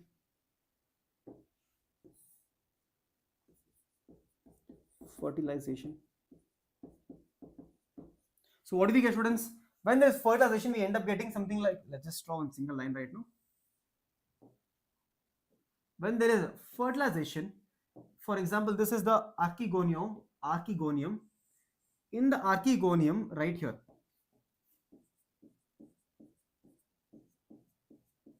we have the zygote formation. Zygote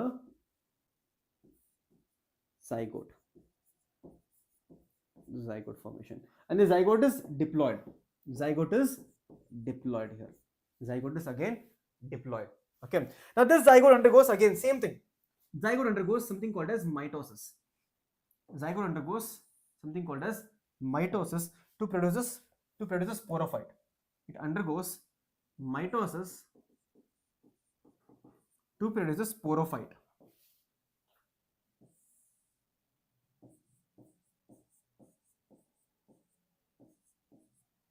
So what do we have right now here? This is the archegonium.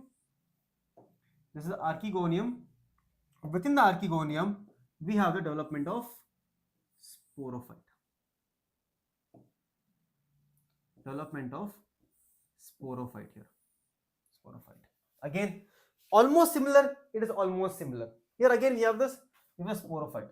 Okay, this is the food, seta and capsule. Food, seta and capsule. Okay. This right here is a sporophyte. Sporophyte which is diploid in nature. Diploid. This is the gametophyte. On the bottom we have the gametophyte. Gametophyte which is haploid in nature. So within the gametophyte, on the gametophyte we have the sporophyte. All these diagrams I showed you. All these diagrams. Remember here. On the gametophyte, we have the sporophyte on top. Sporophyte on top. Like how we had grass, food, seta and capsule. Food, seta and capsule. Similarly, right now we have this structure.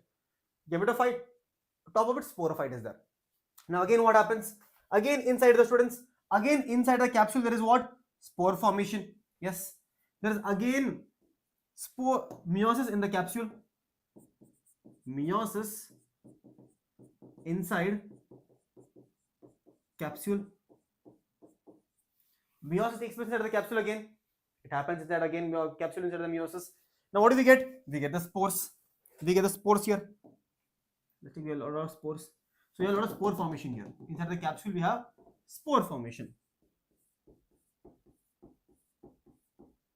Now till here it is almost same, right?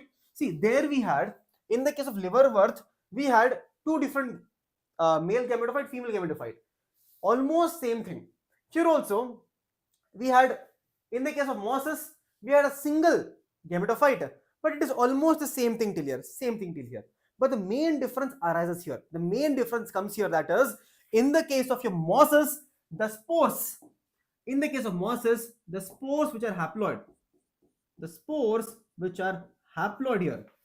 The spores which are haploid here do not develop into gametophyte directly, because in the case of your mosses, there is an intermediate step called as, can anyone tell me the intermediate step in the case of your mosses? That one step before forming the gametophyte, something called as protonema. Here we have something called as protonema formation. We have the protonema formation here. You see, this is a protonema. The protonema formation is happening. Okay. Protonema formation. This protonema is filamentous, free living, let's say creeping, branching, everything. It is also haploid in nature. Now eventually this protonema right here will start to develop some buds. Called as protonema bud. Okay. And this bud, students, each bud right here develops into the main plant body. Each bud develops into the main plant body. Okay. Bryo means moss. Bryo means moss like. Okay, moss like. And this is your entire life cycle on the board right now. Life cycle of your bryophytes. That is your mosses, that is monoecious condition, as well as your liverwort, which is given here. So both of them are done, and with that, last thing is ecological importance. Help in soil formation, prevent soil erosion, packaging, that is peat moss, also used in peat moss. If you see ecological succession, in ecological succession we have lichens and mosses also play a major role in the ecological succession also. In ecological succession.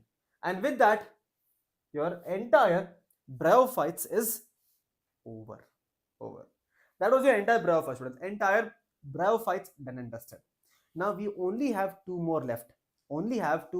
That is your pteridophytes and gymnosperms. Now, can we start with pteridophytes now? After pteridophytes, I'll give you a small break. After pteridophytes, I'll give you a small break. You can go for like 20 minutes, go for 10 minutes, 15 minutes, you can come back. Okay. Now, with the same energy, with the same express, can we start now the pteridophytes? All of you.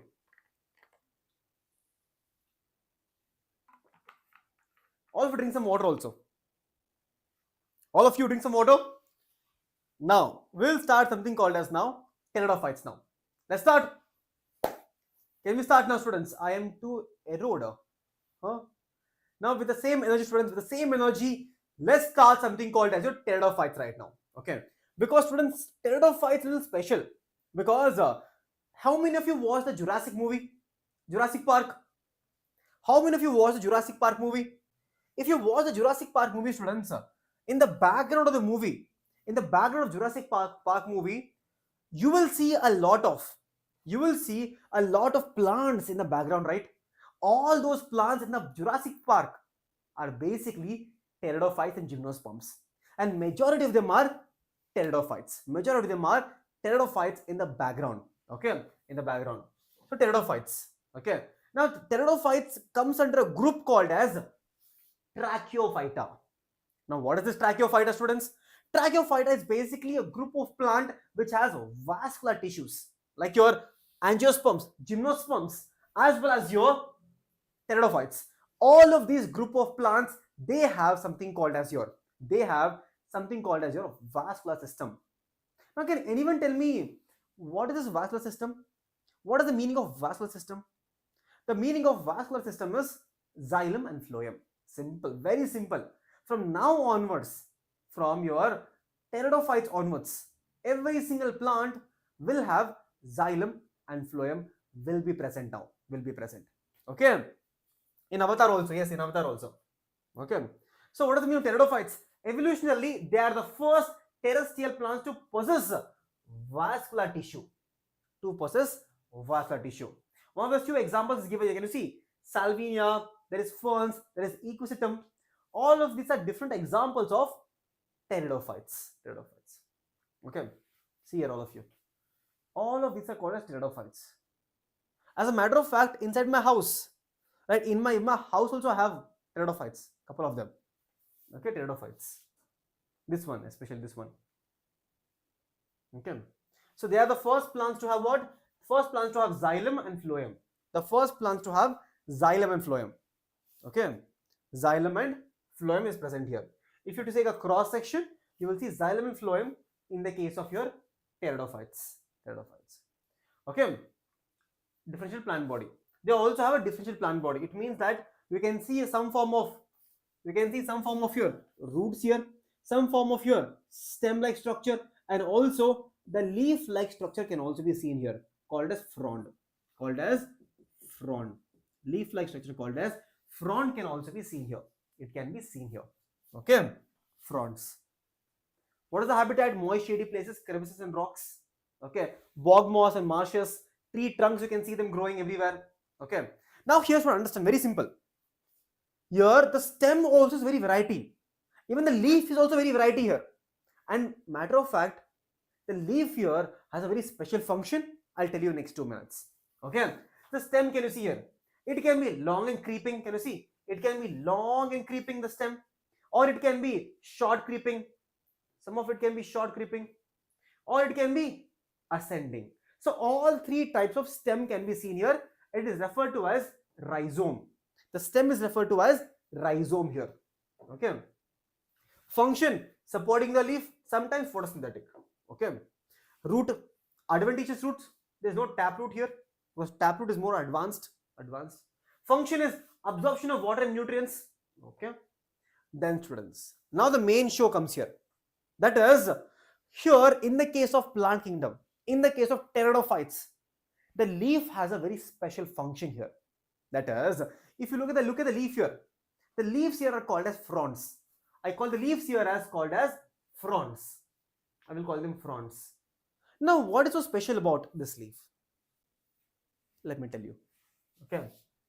The first general thing you need to know about is leaf here are two types. One is called as microphyll, small leaf, Example is Selaginella. Or we have macrophyll, megaphyll, that is your fern. So microphyll, megaphyll is there. Okay. But if you look, same again, microphyll, that is macrophyll and microphyll. The function is very important here. If you look at the function here, all of you can guess this. Yes, leaf can help in photosynthesis. All of you are also aware of it. But did you know that a leaf can also help in reproduction here? Yes, a leaf here can help in reproduction. You might ask me, sir, how? How is it possible? How is it possible that a leaf can help in reproduction here? Why? Because if you take a leaf here and if you turn it over, if you take the leaf of a fern and if you turn it over, behind the leaf you will see the magic. Okay. So if you take a leaf, and if you turn it over, you will see a small structures called as sporangia. And within the sporangia, we will have spores, and these spores can develop into a new organism. So the leaf here called as frond, and behind the frond we have the sporangia, and the sporangia has the spores. Can you see? Behind the leaf you have the sporangia. Okay. The sporophyll bears sporangia that are subtended by leaf-like appendage called as sporophylls. Okay. So we have frond. Any frond or a leaf which has sporangia, I will call that leaf a special leaf. I will call it as a special leaf. And this special leaf has another name. The special leaf has another name called as sporophyll. It is called as what? Sporophyll. Sporophyll is a type of leaf which has sporangia. So this here, right here, is a sporophyll. It is a sporophyll. Okay.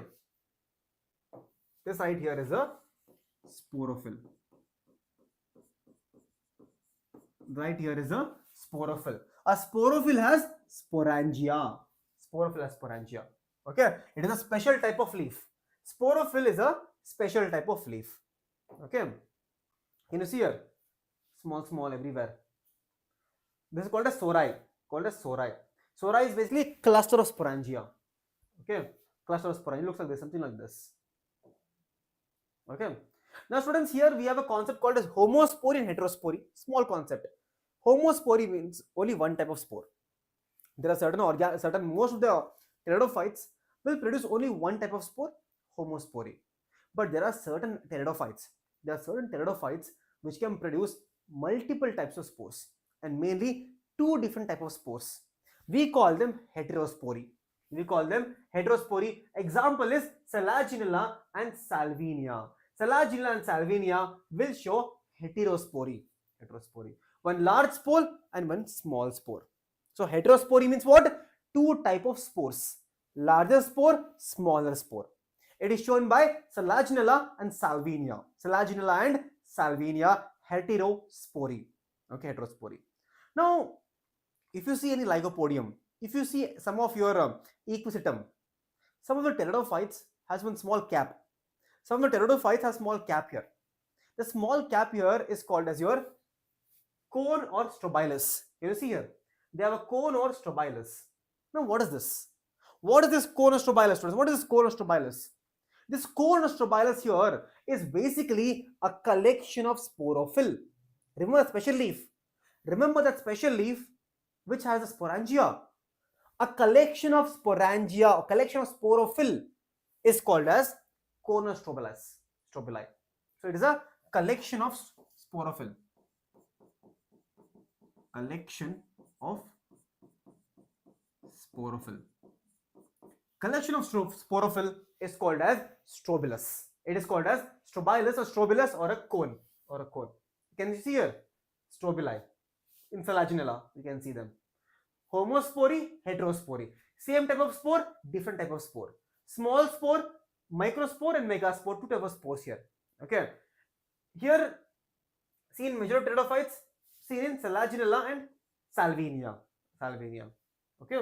Selaginella and Salvinia. Okay. Small spore, bisexual gametophyte is there usually. Okay. In heterospory, we have male gametophyte, female gametophyte. Separate gametophytes in the case of heterospory, a single gametophyte in the case of homospory. This point right here is very important. This point right here is very important for the life cycle, for the entire life cycle. This point right here is very important. In the case of heterospory, two different gametes. In the case of homospory, a single gametophyte. Okay. So with that, students, with that, can we come to the last part of your entire pteridophytes with the help of a life cycle? Can we start now, students? Can we start homospory life cycle? Yes or no, all of you? Can we start homospory life cycle? There are two types of life cycles here. Homospory has a separate life cycle. Heterospory has a separate life cycle. If you want to understand the concept of seed habitat, you need to learn the heterospory. Homospory is a little bit simple. Heterospory is a little bit complex. Can we start now? All of you in the chat, fire emoji, everyone, quickly. Show some energy in the chat, all of you. Quickly, some energy.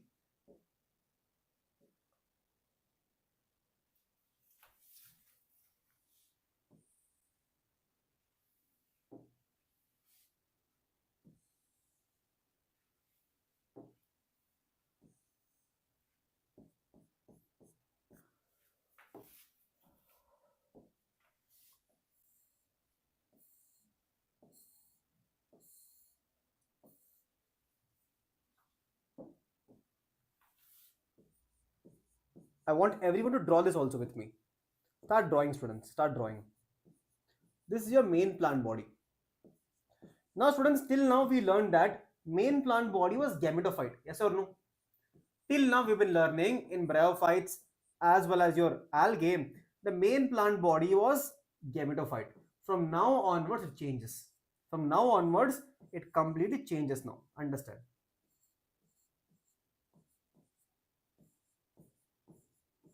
This is the main plant body right here. This side right here is the main plant body. Okay, it is the main plant body, and the main plant body, friends, main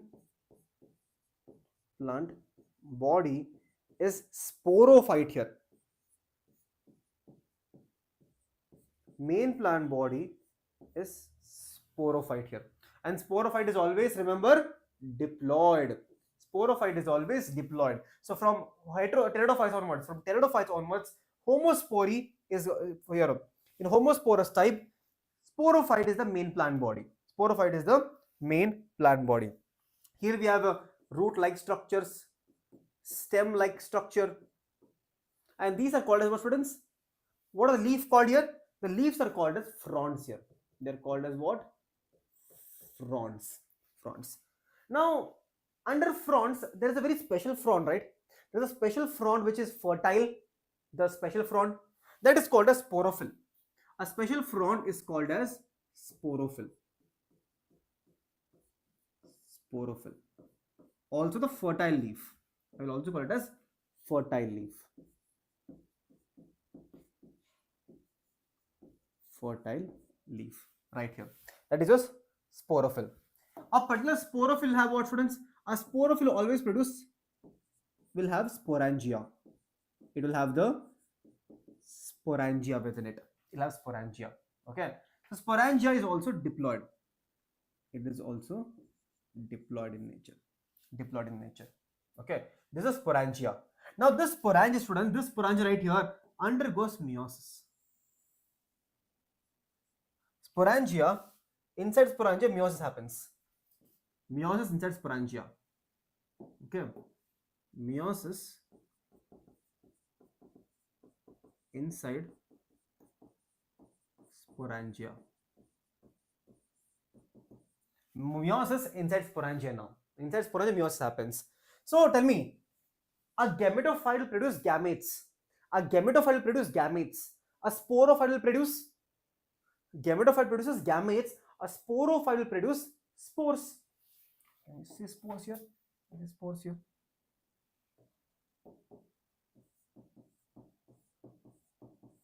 We can see spores here.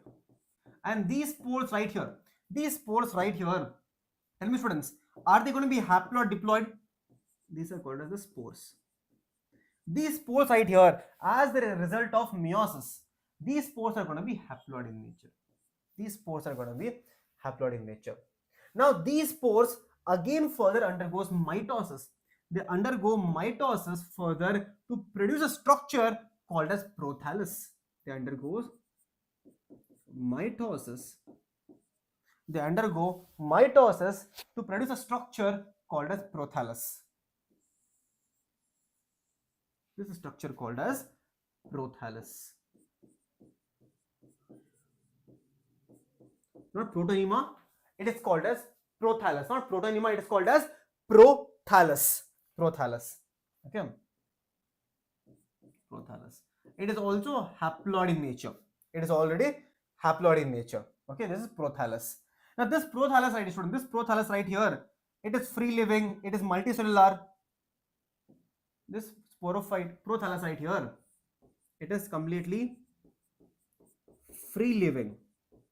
Green color, it can survive on its own. It is technically a gametophyte here. It is technically a gametophyte here. It is very short-lived. It is very short-lived. Green color prothallus. It is very short-lived. Okay, it is basically green color. Green color. Okay, let's draw this again one more time. Here, this is the prothallus. This is the prothallus right here. Okay. Now on this prothallus, what happens? On this prothallus, we have the antheridia and archegonia formation on the prothallus. On the prothallus, we have the archegonia and antheridia on top of your prothallus. Okay. On the prothallus. Now what happens here? Similarly, biflagellated anthrozoids are going and fusing with the egg cell, and we end up getting the zygote. End up getting the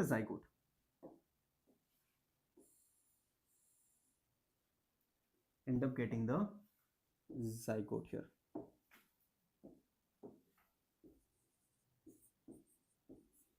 And zygote is diploid in nature. Prothallus is haploid. Now this zygote which is diploid, right now will undergo mitosis and develop into this particular zygote which is right now which is diploid, will undergo mitosis and develop into a proper thallus again. Undergoes mitosis and develop into a main plant body one more time. This is the story of your entire homospory. All of you understood, students? All of you understood? Yes or no? Let me erase this part here.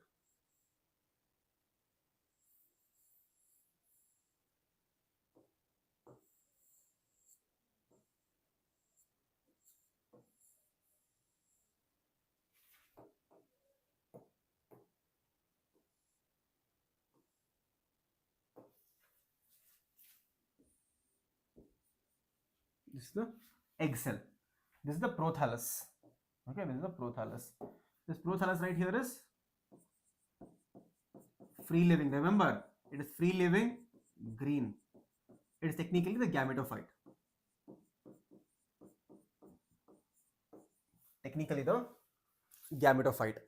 Okay. Why not meiosis? Here, if it goes again meiosis, understand. Shivram. If it undergoes meiosis again here, diploid zygote will become haploid again. Yes or no? If it undergoes meiosis again, it will become haploid again. What is the use then? To maintain the ploidy, we have to go. Okay. Already the diploid condition is here. So if it undergoes meiosis again, it becomes haploid. So we do not want that. Okay, I'll give you a small revision here. Male plant body, sporophyte 2N. Frond, special frond. Sporophyll, fertile leaf. Sporangia, diploid. Sporophyll, diploid. Part of your sporophyte. Okay. Meiosis inside the sporangia, spores haploid because of meiosis. Spores develop into prothallus, which is haploid. Okay, mitosis. Now, why not meiosis again here? No reduction division possible. Okay. Prothallus develops antheridia and archegonia. Biflagellated anthrozoids fuse here, produce a zygote. Zygote undergoes mitosis to produce the entire plant body. entire plant body. This is the beautiful cycle of your homospory. Beautiful cycle, life cycle of your homospory. All of you quickly write down also in the chat right now if you understood this. All of you. And all of you quickly smash the like button right now if you're able to enjoy this entire process of life cycle. It is homosporous type. Homosporous.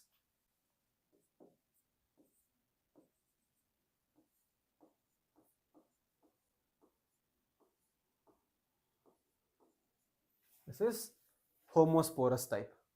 Okay. Now, if homosporous you understood, now can we start with heterospory now?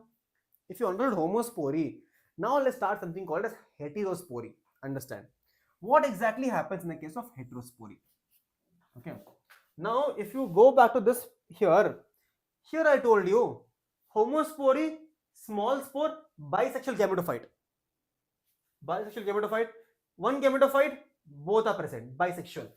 But in the case of heterospory, you will have a separate male gametophyte and a separate female gametophyte right now. Understand very well here, understand very well, very critical it is. Okay, very critical. Now, for example, this is the entire cone. This is the entire cone. This is the entire cone, for example. This is a entire cone. Okay. This is the entire cone. And this cone will have sporangia, yes or no? Cone, what students, what is cone? Tell me. Cone is basically a collection of sporophyll. I have multiple sporangia is going to be there. Okay. This is the entire cone. Before you draw the cone, let me tell you where is this present here. Okay. Can anyone give me a quick example of heterospory? Selaginella and salvinia. Yes or no? Here we have, let's say selaginella. Let's say we have selaginella here, right here. Selaginella is right here. And one of the leaf, we have a cone here. This is the main plant body, sporophyte. Main plant body is sporophyte plant body. Okay. Sporophyte plant body. Sporophytic plant body which is diploid in nature. Main plant body is sporophytic. It is diploid in nature. It is completely diploid in nature. Here we have the entire structure of the cone. Now here can you see there is a small sporangia, large sporangia? Yes or no, all of you? Can you see here we have a small sporangia, small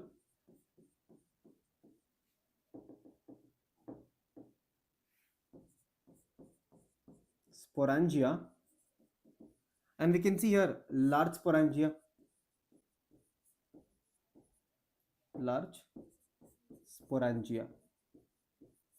okay, small sporangia and large sporangia. Okay, now this small sporangia, inside the small sporangia we have meiosis. Let's say inside the small sporangia we have meiosis.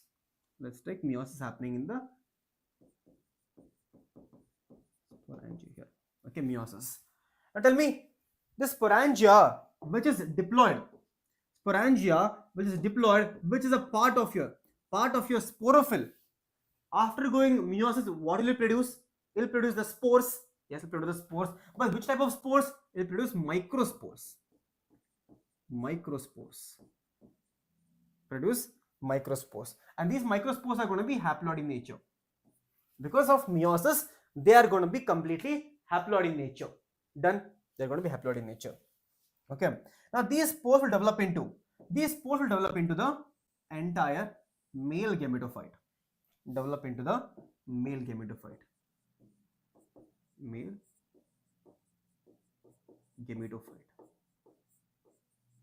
gametophyte. Develop into the male gametophyte. Okay.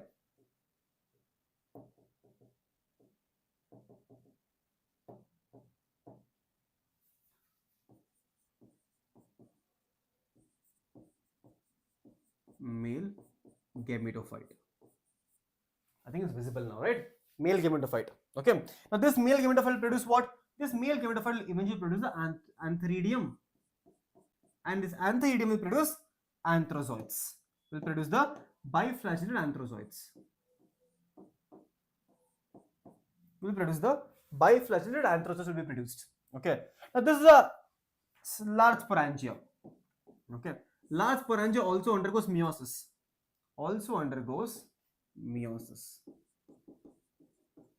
Also undergoes meiosis. Once it undergoes meiosis, it will produce the macrospore. Macrospore. It will produce a macrospore. Now, this macrospore will eventually produce. This macrospore will eventually produce the female gametophyte. Will produce the female gametophyte. Female gametophyte. Female gametophyte. Male gametophyte is haploid again. So female gametophyte is also haploid, and this female gametophyte produces the cup-shaped archegonium with a single egg cell. With single egg cell. Now I hope till here it is very simple, very smooth to understand. If you do not have any doubt till now in this paragraph or this particular slide, quickly some thumbs up in the chat. I want to know. If there is no doubt till now, it is microspore, large spore. Meiosis, meiosis. This also is diploid. This also is diploid and diploid. Microspore, macrospore, haploid again because of meiosis. Male gametophyte, female gametophyte, anthrozoids, egg cell. Produce the egg cell. Produce the single egg cell. I hope till now there is no doubt. Till now it's very simple. Now with the next thing which I'm going to tell you is the most important part here. Next thing which I'm going to tell you is the most important part here. Okay.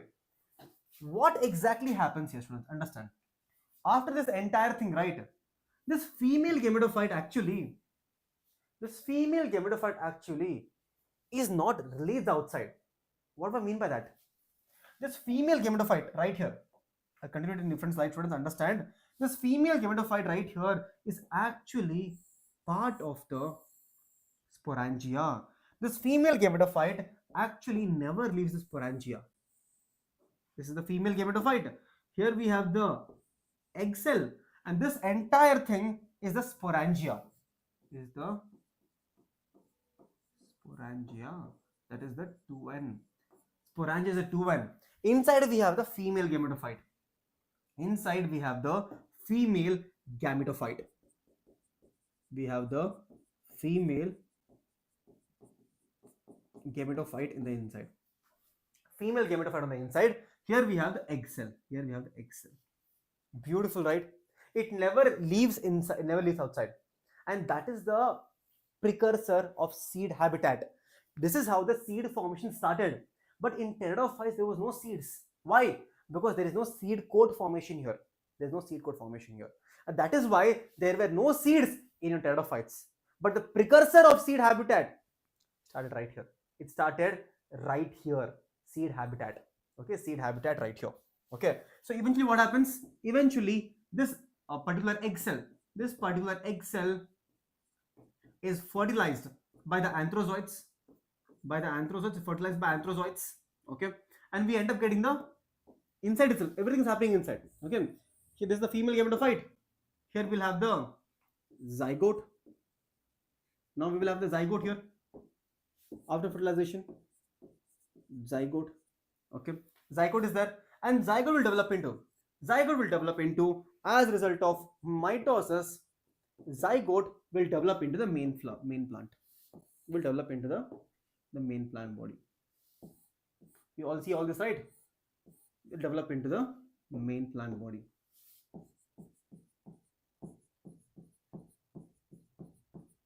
Develop into the main plant body. Here. From here, it goes something like this. The main plant body. From here it goes to the main plant body again. That is your entire life cycle which takes place in the case of your heterospory. In the case of heterospory. I believe all of you are understanding heterospory now. Okay. So small sporangia, large sporangia, microspore, egg cell, female gametophyte. The female gametophyte is already inside the sporangia. That is called as your seed habitat. How the seeds are formed. Inside, seeds are formed. Seed habitat, and that becomes zygote, mitosis, and the diploid sporophyte. This is the sporophyte. Sporophytic plant body, which is diploid. Zygote also is diploid. Diploid to diploid, mitosis. Okay, diploid, that is mitosis. That is what is happening in the case of your heterospory. Understood, all of you? Yes or no? All of you understood? Yes. That is what is happening in your head. Okay. We are right now in the pteridophytes. Pteridophytes. That is the end of pteridophytes now. That is the end of pteridophytes. And small economic importance is there. Small economic importance you see. Or classification also is given you in NCERT. Coleopsida, Lycopsida, Cephalopsida, Pteridopsida. Here examples very important. Let me show you. Let me show you more properly. See, Psilopsida, here Xylotum. Xylotum. Lycopsida, we have the Lycopodium selaginella. Lycopodium selaginella, part of your Lycopsida. Then we have Cephalopsida. In Cephalopsida, we have the Equisetum. Then we have Pteropsida, we have Pteris. We have the Pteris, Adiantum, ferns and everything. Pteris. So remember the examples: Xylotum, Lycopodium, Equisetum, Dryopteris, Pteris, Adiantum. All of these are different examples of pteridophytes given in your NCERT. Given in your NCERT. Okay, pteridophytes. Uses, you might have seen this, right? I also have this in my house. Ornamentation, binds for the soil for the slopes. It provides rhizome for support. Yes. Azolla, which helps in your nitrogen fixation. Equisetum stems have been used for scouring and polishing of metals. Coal, food, ornamentation, heavy metal absorption, habitat for organisms, building material. So all of these are different applications of your pteridophytes. Example given in NCERT is Selaginella. Can you see Selaginella? Equisetum, Strobilus. That is the group of sporophyll. Fern given here. Salvinia is given here. That is your heterosporic condition. Salvinia. And with that, your entire pteridophytes is over. Pteridophytes is over. Bryophytes is over. Algae is over. Now we're only left with gymnosperm, which is a small part. I will draw the life cycle also for you. So with that, let's take a small break where all of you can eat something and come, drink some water and come. And we'll start the class exactly in 15 minutes. What say all of you? Azolla helps in nitrogen fixation. Okay, helps in nitrogen fixation. Okay, next we'll start with your gymnosperms. Okay, so we'll take a small break. What's the time right now? The time right now is 8:23. So let's start at 8:20. Let's take 8:25 plus 25. Let's take 30, 35, 40, 8:40.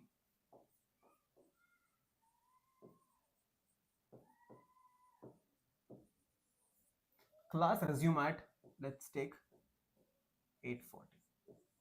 Okay, 25, 35. Okay, 8:40 p.m.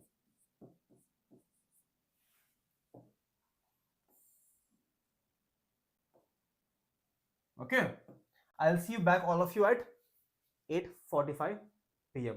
all of you. Okay, so can you do chapters of NCERT class on biology? I have done all that once. Check in the chapter, check in this thing. Okay, so after this is over, I will do a compact revision. All of you know the express revision which I have prepared for all of you. The entire chapter in 55 points. Entire chapter in 55 points. That's all. Entire chapter in 55 points I have prepared for you. Okay, so don't worry about that. I'll give you all the notes. All the notes are available on Telegram channel. Okay, so let's take a 15 minutes break and come back. Okay.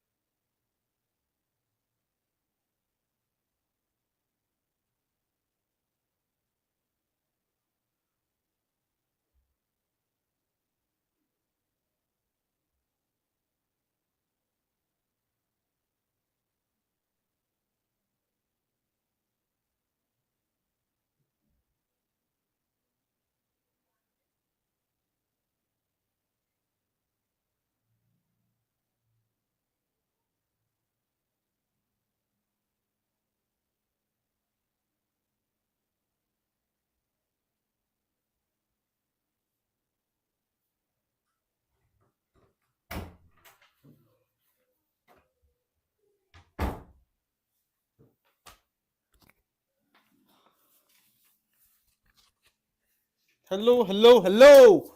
Welcome back, each and every one of you. Welcome back. Yes. So, welcome back to Vedantu NEET English. This is Basraj sir, your biology master teacher. Now, students, I believe till now the plant kingdom, the journey of plant kingdom is going very smooth, very fast, and amazingly well. Now we come towards the end of the chapter, which hardly takes on 30 minutes or 20 minutes. Gymnosperms will be over. So, with that same joy and energy, can we start the gymnosperms right now? Hello, can we start the gymnosperms now? Now, what is the meaning of gymno? The meaning of gymno, right? The meaning of gymno means naked. Gymno means naked. Sperma means seed, naked seeds here. So, gymno are naked seeds. The meaning of naked seeds is that there is no particular seed coat around the seed here. So, there is no particular fruit around the seed here. So, they are naked because there is no fruit around it. There is no ovary here. There is no ovary. Okay, that is your gymnosperms. All of you might be seen all of these. Basically, part of seeds are structures that contain baby plants. This is food material. All of you know what is a seed. All of you know the tallest plant. It's called a 𝐂𝐤𝐤. One of the tallest plants in the world. It's called a 𝐂𝐤𝐤. Okay. Now, 𝐂𝐤𝐤 is a gymnosperm, which is one of the oldest and the tallest species of plants. Okay. Now here you might have seen all this. In your roadside you might have seen, in your school you might have seen. This here is called as a cycas. In the schools they are very famous for decoration and everything. This right here is a pinus. You might have seen all these cone structures. Pinus. This here is called as ginkgo. This here is called as your ginkgo right here. Ginkgo. Okay, living fossil. Now, first of all, what is gymnosperms? Okay, gymnosperms are naked plants. Are they vascular? Yes, they are vascular in nature. Vascular. Are they differentiated? Yes, they're differentiated. What is the habitat? Dry, almost cold conditions. You might have seen in the Christmas area and all, in the snowy area, you can see all them. Snow area. Now here, you need to understand the two main things. In cycas and pinus, what is the difference? If you understand the difference between a cycas and pinus, this particular part is over technically. Okay. Here I'll tell you, the first thing you should understand here in the case of your cycas. Okay, in cycas we have your cycas will have cyanobacteria, that is colloid roots. Cycas, CCC, cycas, colloid roots, cyanobacteria. So CCC can be seen in the case of your cycas, and mycorrhiza can be seen in the case of pinus. Mycorrhiza, pinus, cycas, colloid roots. So please remember that CCC, cycas, colloid roots, cyanobacteria present in the case of your cycas. Pinus is mycorrhizae. Mycorrhizae. Okay. Can you see taproot? Mycorrhiza association can be seen here. This is the cyanobacteria inside present there. Okay. So here unbranched in the case of your cycas, branched in the case of your pinus and citrus. They're branched. Unbranched. Can you see the stem is very small stem, unbranched stem. Okay, unbranched. Unbranched. Pinus, it is branched here. Okay. Adaptations can be seen here. Needle-like leaf to reduce the transpiration loss. Thick cuticle to bounce off and reduce the transpiration loss. Sunken stomata and evergreen most of the time. This is the leaf, tiny needle-like leaf in the case of pinus. Okay. So the difference is very important. Students, write down the difference. If you learn the difference, nothing can stop you. The simple easy marks. Okay. Easy marks. Learn the difference between cycas and pinus. Okay. First we'll write cycas. Cycas and pinus. Cycas and pinus. Okay. First cycas. Stem is unbranched. Stem is completely unbranched here. Here the stem is branched. The stem is completely branched here. The stem is completely branched here. Leaf here is normal, pinnately compound leaf. Pinnately compound leaf. Here we have leaf which is needle-like leaf. Needle-like leaf. Needle-like leaf can be seen in the case of pinus. What about root? In the case of cycas, what do we have, students? CCC. Here we have cycas. We can see colloid roots here, yes or no? We can see the colloid roots here. That is because of your cyanobacteria. Cyanobacteria, which will help in N2 fixation. N2 fixation. Here, what about your roots? In the roots here, we have your mycorrhiza association. All of you remember mycorrhiza association is here. Mycorrhiza.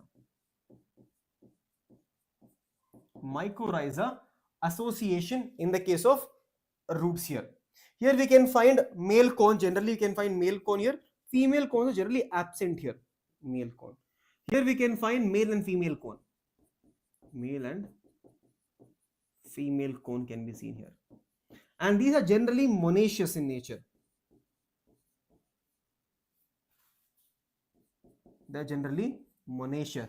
They are generally dioecious in nature. They are generally dioecious in nature. So if you learn this entire simple difference, students, if you learn this entire simple difference between Cycas and Pinus, you're good to go. All the questions you can answer. All the questions you can answer if you learn the simple difference between Cycas and Pinus. Okay. Now, students, what do you think this is right here? What do you think this right here is? This right here is basically a sporophyll, students. Sporophyll. Remember, sporophyll. The entire sporophyll. This right here is the sporophyll of your gymnosperm. And this sporophyll has sporangia. Yes, a sporophyll has sporangia. Inside sporangia, you have spores. You can see here. Sporangia. This is your male cone. And inside the cone, we'll have the sporangia. So, strobili or the cone. Okay, we have the sporangia. So, basically, that is the entire gymnosperm. Gymnosperm is very easy to understand. Nothing great about it. You have to learn the difference between a Cycas and Pinus. Majority of the questions will come from Cycas and Pinus itself. The other part where they can ask you a question by mistake also, that is going to be the life cycle, which I will draw and teach you right now in the next 5 minutes. Ready, all of you? Ready? Life cycle is very simple, but yet little difficult to understand if you're doing for the first time. Okay. For example, let's take a cone here. Let's take a female cone. Let's take a female cone right here. Female cone right here. Let's take a female cone. This right here is a, let's take a female cone. This right here is a female cone. Female cone is also called as what, students? Female cone is the sporophyll here. Part of your sporophyll, right? Part of your main plant body, which is also diploid in nature. Female cone, part of sporophyll. Now let's zoom into one of them. If you zoom in, this is the structure which you get here. So what structure looks something like this. It looks something like this. Okay. Where we can find integuments. This right here is the megasporophyll.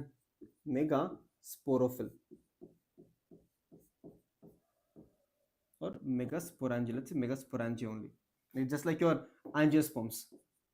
Megasporangia, also called as ovule. Also called as ovule right here. Now here inside the ovule, there are multiple diploid cells. There are multiple diploid cells are present, called as your nucellus cells. They are called as nucellus. Nucellus. Now one such nucellus undergoes differentiation and produces MMC. MMC. What is MMC? MMC is called as megaspore mother cell. Megaspore mother cell. Okay. Now this megaspore mother cell undergoes meiosis. It undergoes meiosis to produce the megaspores. Produce the megaspores. Okay. Produce the megaspores. So nucellus, MMC, megaspores. Now, just like your angiosperms, megaspores are present in 3 or 4 in number. You can see here. Megaspores are produced 4 in number. 1, 2, 3, 4. Out of these 4 megaspores, degenerate, and only one is remaining, and that becomes the functional one. That becomes the functional one. So if I can draw it for you here, let's take this as a structure. Okay. The structure right here, it has the megaspores 1, 2, 3, 4. 3 are degenerating, and only one is left. That is called as your functional megaspore. Functional megaspore. Okay. Now this functional megaspore here, right here, will develop, undergoes mitosis to produce the female gametophyte. Okay. I'll write the next slide here. This functional megaspore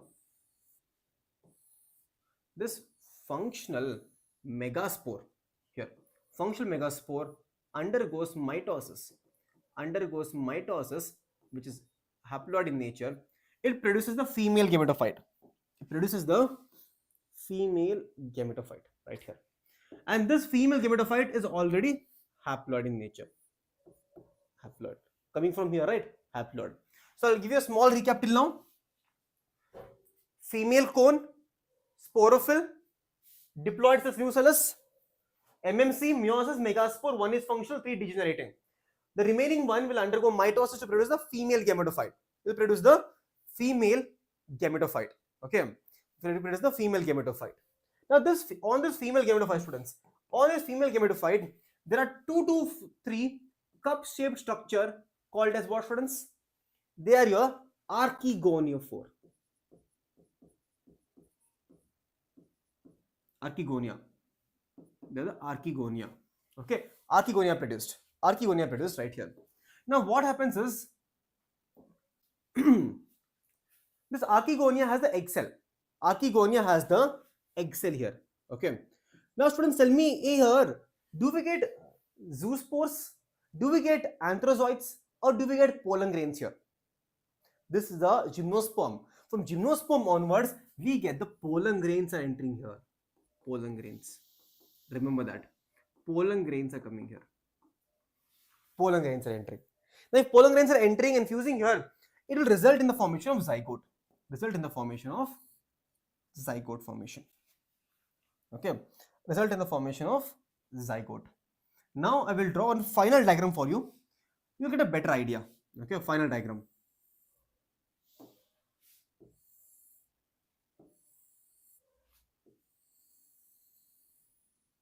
Okay.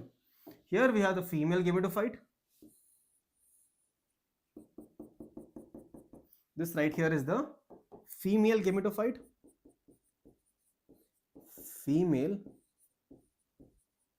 gametophyte. Here we have the zygote, which is diploid, haploid. This entire structure is called as megasporangia. Megasporangia, also called as ovule, Okay, these two antennae which I am drawing from that time, they are called as integuments.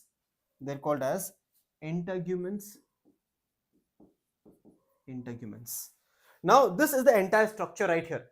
Now this entire structure right here will develop into a typical seed. For example, this is the typical seed right here. The ovule develops into the seed. If you look at a different color, the ovule will develop into the seed.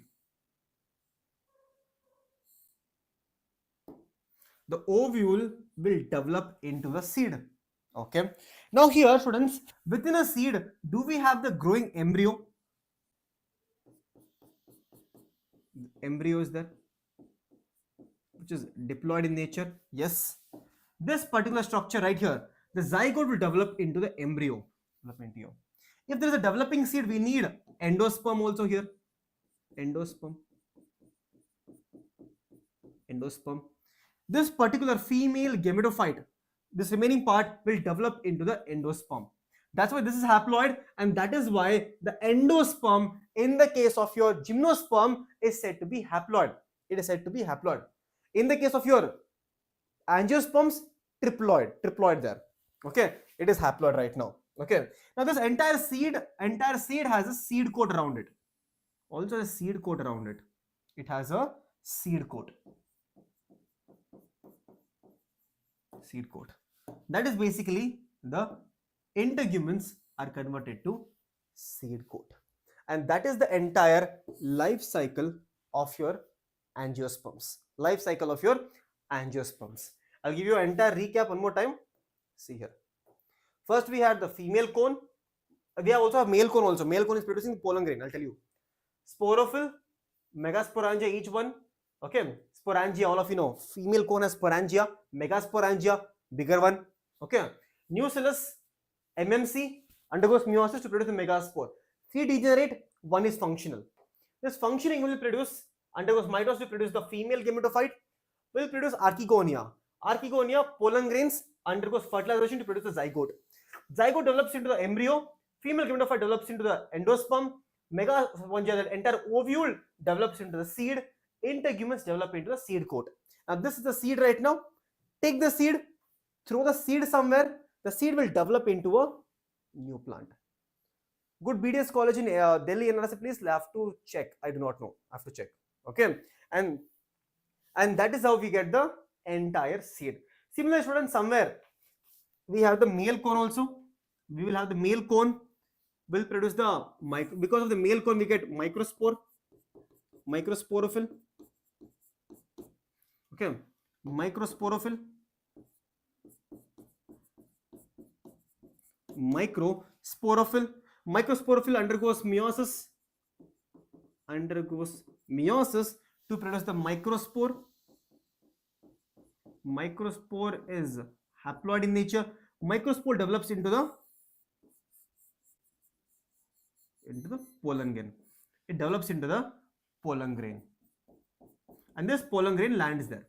This is the pollen grain right here, also called as male gametophyte, also called as your gametophyte, male gametophyte, pollen grain.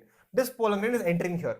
You see, pollen grain is entering here, and we get the female gametophyte right here. This is the female gametophyte. This is the female gametophyte, and that's how we get the entire seed. In case of your gymnosperms. In the case of gymnosperms. So only thing which you need to remember here is the difference between Cycas and Pinus. And then the last thing you need to remember is the entire life cycle. The examples given in NCERT, that is Cycas, Pinus, ginkgo, living fossil. For the economic importance, food, industrial values, fossil, ornament, medicinal value. This is the entire summary of the entire chapter right here on the board. Here cellular organization, unicellular, multicellular, multi. Dominant is gametophyte from here, sporophyte. Absent from here, present, vascular system. Water for reproduction, yes. From here, not required from gymnosperm onwards. Nowhere seed, from here we have seed. Flowers, only in the case of your angiosperms, we can see the entire flower. So students, that is the end of the class. And the small thing which I have to tell you always, that is going to be stay curious and never stop learning, students. So with that, we come to the entire end of plant kingdom, one short lecture on the entire chapter. Now I will read the lines of my points which I have made for you. I want everyone to quickly show fire emoji in the chat if you're understanding the points. If you don't understand, you can ask me. Can we start revision now? Can we start the express revision now? And I just checked, students, few points are missing. I'll add it later on. I just checked, students, there are 46 points. Few points are missing. Some 6 points are missing. I will add it later on. I'll send you. When I'm sending you this, I'll give you that. Questions, do not worry. If you go check the description box, exactly tomorrow morning, there will be 50 questions from Plant Kingdom. 50 questions I will be adding DPP for all of you. Tomorrow morning, today I have given the questions. The link has been not attached right now. Link has not been attached. 50 questions DPP I'll give you. I've told you, I promised you all of you, right? DPP will be given in the description. I'll give you 50 questions link. Solve them tomorrow itself without fail. Now students, express time. Ready? Express time. Few points are missing. I think gymnosperm is missing here. I will add the gymnosperm later on. Okay. Now students, first point, all of you, read with me. All of you read with me. Various classification system classify angiosperms as artificial, Aristotle, Linnaeus, natural, and phylogenetic was given. Natural system of classification, artificial system of classification. Natural was given by whom? Bentham and Hooker. Artificial given by Carl Linnaeus. Okay. Phylogenetic system of classification based on evolution relationships among organisms is the most acceptable one. Darwin. Okay. Numerical taxonomy is carried out by computers is based on all observable characteristics. whenever there is no fossil. Cytotaxonomy is based on cytological information, chromosome number, structure, and behavior. Algae are chlorophyll-bearing, simple, thalloid, autotrophic, largely aquatic organisms. In algae, asexual reproduction occurs by spores, most common being zoospores. We learned that. The fusion of two gametes dissimilar in size in some species deuterina is termed as anisogamy. We also have isogamy and oogamy also. Into fusion of gametes flagellated, similar size, Eurothrix is flagellated. Non-flagellated is Spirogyra, that is your isogamy. That is, then we have oogamy. Example is Volvox and Fucus. Algin is obtained from brown algae. Carrageen is obtained from your red algae. That is hydrochloride substances. Okay. Half of the total carbon dioxide is fixed on Earth by your algae. Agar-agar is obtained from Gillidium and Gracilaria. Chloralized unicellular algae used in space missions. Pyrenoids contains protein besides starch. All of you are in the case of green algae. Green algae usually has rigid cell wall made up of inner cellulose, outer pectin. Green algae contains chlorophyll A, chlorophyll B, starch, food reserve material. They form zoospores with 2 to 8 apical inverted. Volvox, Eurothrix, Cara, members of Chlorophyceae. The members of Phaeophyceae are found in a primarily marine condition. Brown algae. Brown algae Phaeophyceae vary in color from olive green to shades of brown depending upon the concentration of xanthophyll, that is your fucoxanthin pigment. Okay, fucoxanthin pigment. Shoot it out. I'm looking at the chat. Okay, in Phaeophyceae, food is stored as complex carbohydrates, laminar and mannitol. In the case of Phaeophyceae. Okay, the inner cell wall of brown algae is usually covered with that is coating as algin. Okay, in brown algae there is 3 different structures. There is stalk, stipe, and holdfast, and frond is the leaf. Asexual reproduction in more brown algae is biflagellated zoospores can happen. Red algae are marine, great concentration in warmer areas. Food is stored in Floridian starch in Rhodophyceae. Red algae has chlorophyll A, D, and phycoerythrin. Polycyphorium porphyra are members of your red algae. Red algae lack any motile structures through their life cycle. There is no motility here. Main plant pod of your bryophytes is gametophyte, which is going to be haploid in nature. Okay. The sex organs in bryophytes are multicellular and jacketed, antheridium and archegonium. Okay. In bryophytes, the female sex organ is called as archegonium, flash-shaped structure, but it is a single axil. Remember this one, single axil. Species of sphagnum mosses as a fuel. Sphagnum is used as economic importance. Mosses and lichens are first organized colonized rock, ecological succession. Gemme is the asexual bud found in your liverworts and mosses. Green multicellular asexual buds. Liverworts, the sporophyte is differentiated into food, seed and capsule. Sporophyte, which is diploid in nature. 2N. The predominant stage of life cycle of moss is gametophyte, which consists of 2 stages. Okay. The first stage is protonema stage, develops into spore eventually. The second stage is leafy stage, which forms the secondary protonema and lateral buds. Vegetable reproduction in mosses caused by fragmentation, budding in unsexual protonema. Okay. In sporophyte in mosses is more elaborate than in liverworts. Pteridophytes, the main plant body is sporophyte, which is diploid in nature. In the sporophyte-based sporangia that are supplemented by leaf-like appendages called as sporophylls. Sporophylls are basically the fertile leaf. Pteridophytes are homospory, pteridus, heterospory, flagellum, and salvinia. In pteridophytes, multicellular, free-living, mostly photosynthetic structure called as prothallus is formed. Prothallus becomes gametophyte, which produces the entire sporophyte later on. A zygote produces multicellular, well-differentiated sporophyte, which forms the predominant phase of the pteridophytes. So, sporophyte is the predominant stage in the case of your sporophyte. In the case of pteridophytes, sporophyte is the main plant body. So, remaining points about gymnosperms I will add later on while I am giving you the notes. Okay. So, that is the entire life cycle, your one short lecture on plant kingdom. If you have any doubt anywhere, you can always let me know in the comment box. And thank you so much, students. And if you're not a part of our NEET Express, which I'm already teaching there, I finished cell chapter. Do you know that? In NEET Express, I'm already finishing cell chapter. One more class is there. And that's how classes are going to be, express-wise. This was a very big chapter. It took a lot of time. and I didn't want to rush it into it by doing injustice. I made sure you understand every single line there and understand. Okay. So thank you so much for today's class. I will see you in the next lecture. Bye bye. Take care. Until then, keep studying, keep reviving NCRT, and as always, keep solving questions. DPP will be available to all of you. Let me know in the comment section how was today's class. Bye bye. Take care, all of you. Bye bye. Bye bye, all of you.